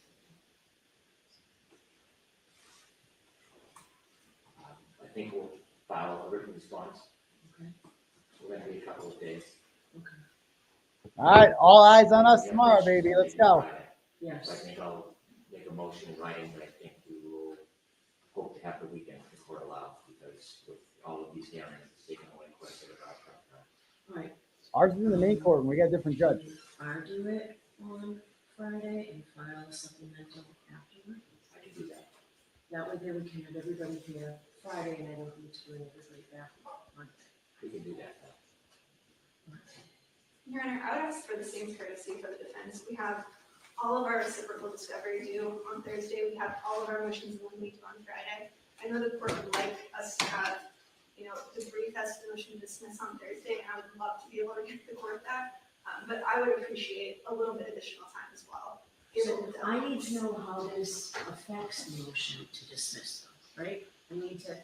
You've had this since, so you've got these recent ones, but I need to know how that, are you going to argue that in the motion to dismiss? Well, I don't know because we got it last night at 9:30, so I wish I could answer that for the court, but I'm in a bit of a catch-22. It might be irrelevant, it might not change anything at all. I won't know until I have a chance to actually go through everything. But I need something, right? I need to. That is your job, yeah.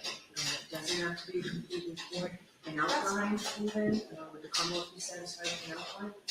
You know what the points are? An outline of what you are. Of what Ms. Little says, how. Tomorrow's the day. this disclosure of, this late disclosure of videos. Sure, we'll deal with it. All right, so if you just so that I know the points that you're raising for the motion to dismiss, and then I'll want to supplement it very quickly thereafter. I have to decide this and put something right. So I need it to be done as quickly as possible. We've got a team of lawyers. I know the lion's share of the writing appears to be on you, Ms. Little, but there's everybody here that can help. May I have 1 minute? All right. Ms. Little?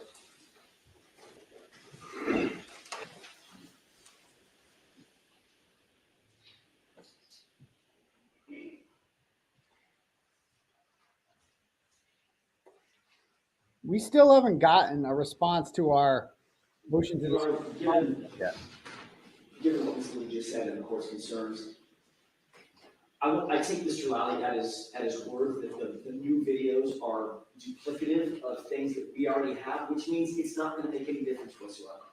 Could I ask the court, if it's okay with Mr. Brennan, we can be here tomorrow afternoon, tomorrow late morning, right after the federal court proceedings. No! Let's just argue this tomorrow. No! I will concede. No! The motion to dismiss.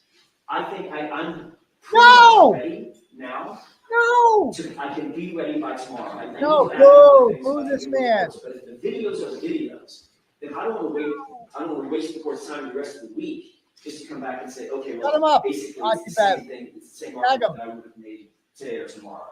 So I think we can do it tomorrow if that's okay with the court. Are you waiving the additional argument that Ms. Little says? Are you saying now that when Mr. Lally told you that, you accepted and that's fine? I accept his representation is true, and I don't think that we need to file a supplement, which is really where the hang-up is. I don't think we need to. If the videos are the videos, we don't need another supplement.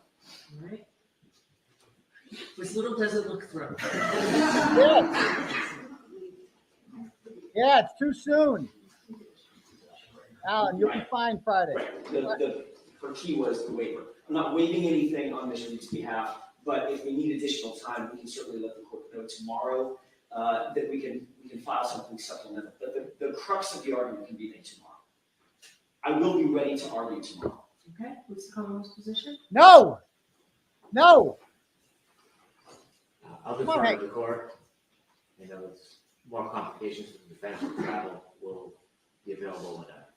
So I think we did log off today and tomorrow, with the understanding that the defense team would not be here until sometime 11 o'clock or later. No! What about Ms. Little, the motion regarding the metadata?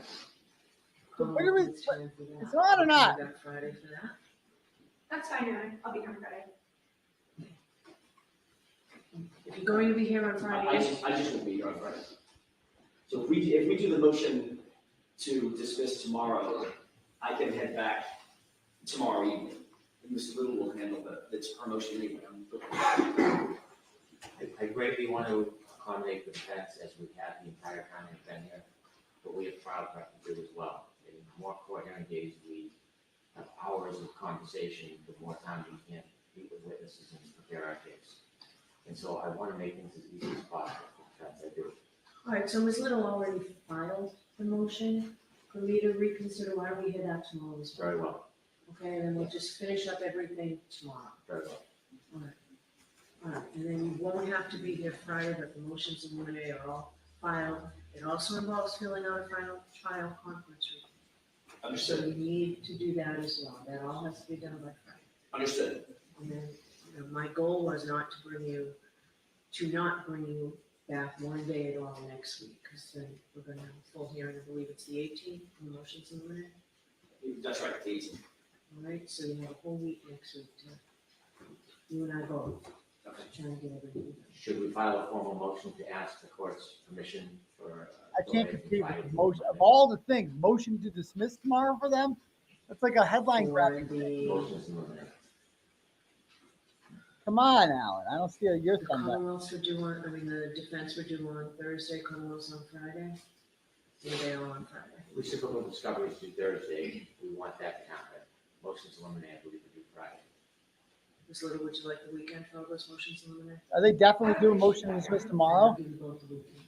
Thank you very much. Motions eliminated to be filed on Monday. There's one additional housekeeping, Your Honor. There is also a motion pending, the dollar motion for Dr. Wolf. It has not been heard yet. A Daubert motion for? Dr. Wolf, the neurologist. She won't be there. There's Oh, one I thought you additional. meant, I was thinking the archivist. No, Your Honor, it's the neurologist of the common. Wolf without an E, WOLF.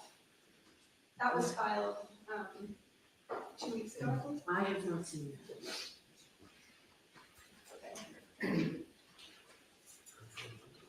I'll make sure that the court gets a copy, but I know that was filed several weeks ago. I'll confer with Mr. The Commonwealth must have received it.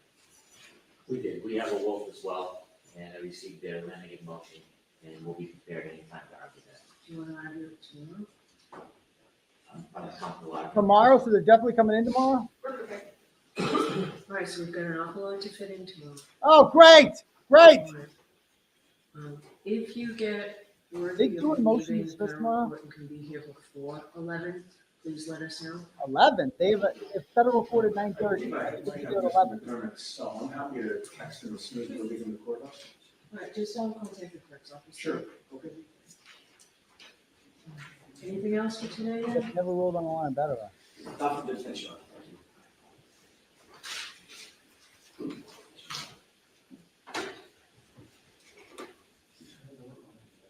They said 11 tomorrow, right? Like this, I'm like texting, I'm trying to message. So I'm gonna give you all a.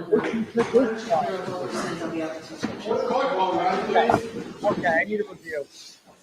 You guys gotta fill me in here. Motion to dismiss is tomorrow, is that correct? What time? Straight out AJ for better routines, AJ, no, come on, stop that. I do not endorse that at all.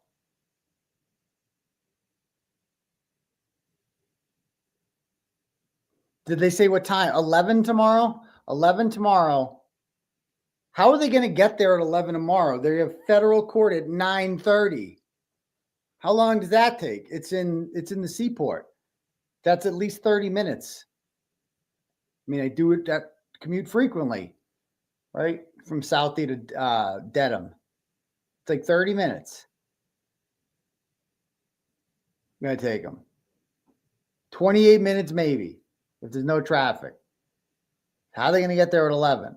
So that means, and then to the 11 o'clock is the motion to dismiss. Is that correct? Wow. Then we just head right there. I don't even know if I'm going to go to federal court. What am I going to do tomorrow? I have a busy fucking day. Holy shit. Then she likes her lunch at 1. And then I got court at 2. Does that mean there's going to be court at 2?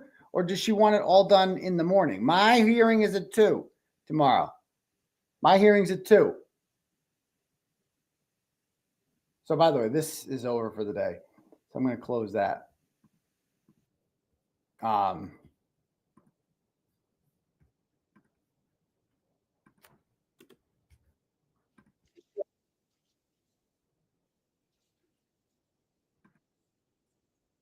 Back, we'll come back. I have it on the other screen.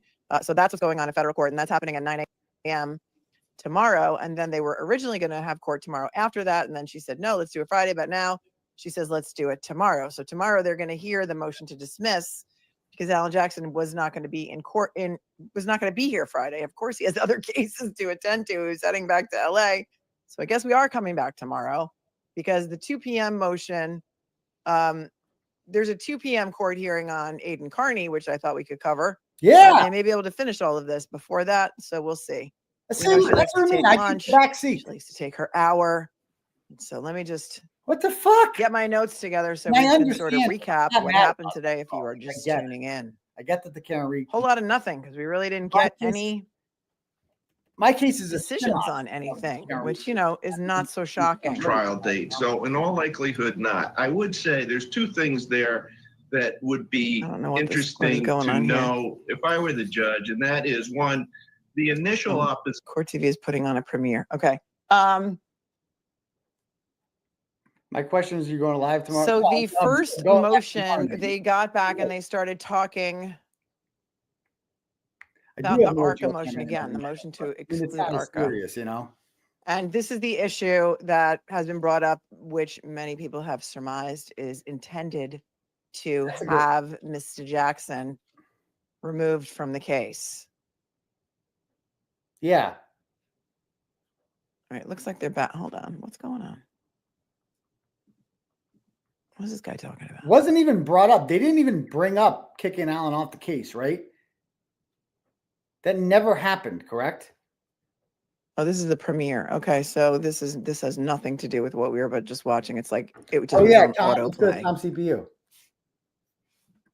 Here you go, Tom CPU. Seeking justice. Yeah, now would be good to go to Tom. Boots on the ground. It did not even come up, right? Yeah. We're not going to federal court, and we can't watch or hear it. Where's so Tommy we'll CPU? probably be going on like around 10:30, I would imagine. But I'm sure you guys will figure it out. Tom's a doctor? Yeah, we'll get it going. It won't be hard. I'll update the thumbnails and Yeah. redo the Yeah. thumbnail and then set the live up again so that we have the right time. And then you have Turtle Boy tomorrow at 2. Yeah, actually, I don't know if you saw. I actually, this is what I'm looking right now. I have the Probably thumbnail set up. I made the thumbnail for Turtle Boy, and Okay, so there's nothing. We're not going to get any. So I I don't.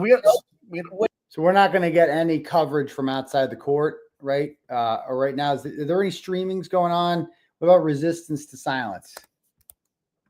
I think Dina had that. Is she live right now? This is my good friend Magic No, Mike. it's not. Okay.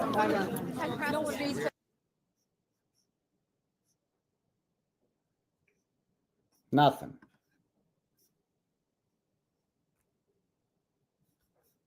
Okay. Is anyone live to get some coverage from outside the court? I don't know. And this is why Tom, you hate, say what you want about Tom CPU. This was his thing, you know. He was boots on the ground as far as streaming what was happening outside of the court. Seeking justice. I think that's Tom's channel, right? Blocked me this morning because I was calling them out for having Grant on as a guest prior to court.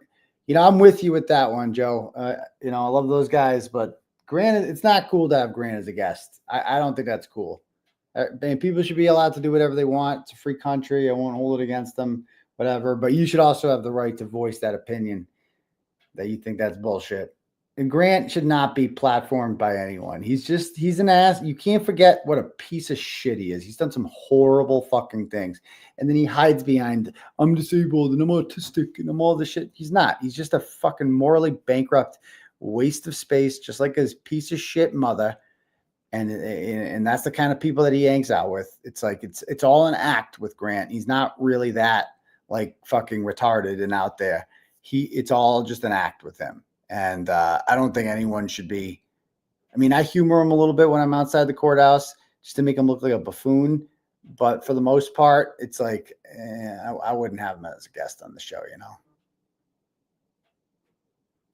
That it's all over, right? Today. Better was asking, is it all over?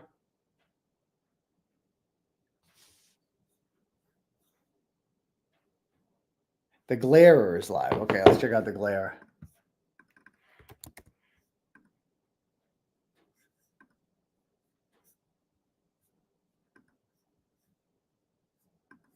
No, he's not.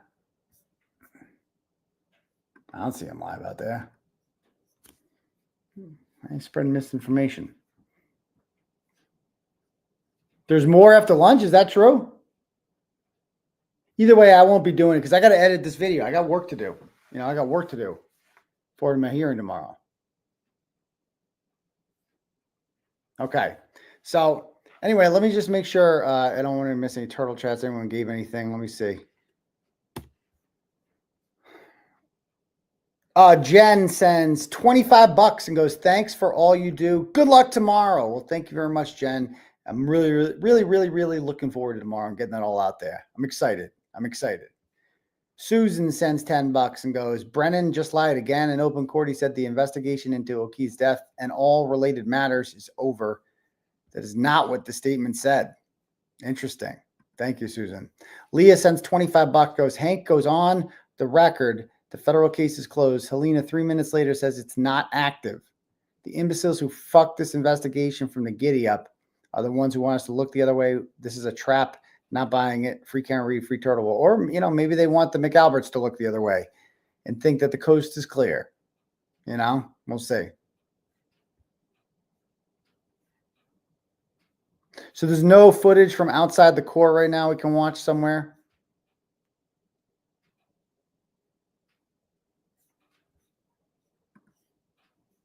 All right. Did I miss any more Cash Apps over here?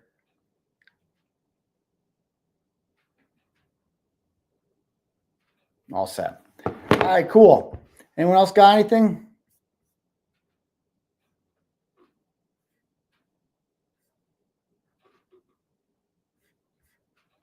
All right, guys. I love all you fine people. Thanks for the support. Again, tomorrow is the big day, baby. Big day. Federal court for Karen Reed. Then she got another hearing apparently at 11. And then Daddy's going at 2. And we're going to dismiss the shit. It's going to be a great day. So anyway, guys, we'll see you tomorrow. Peace, Turtle Riders.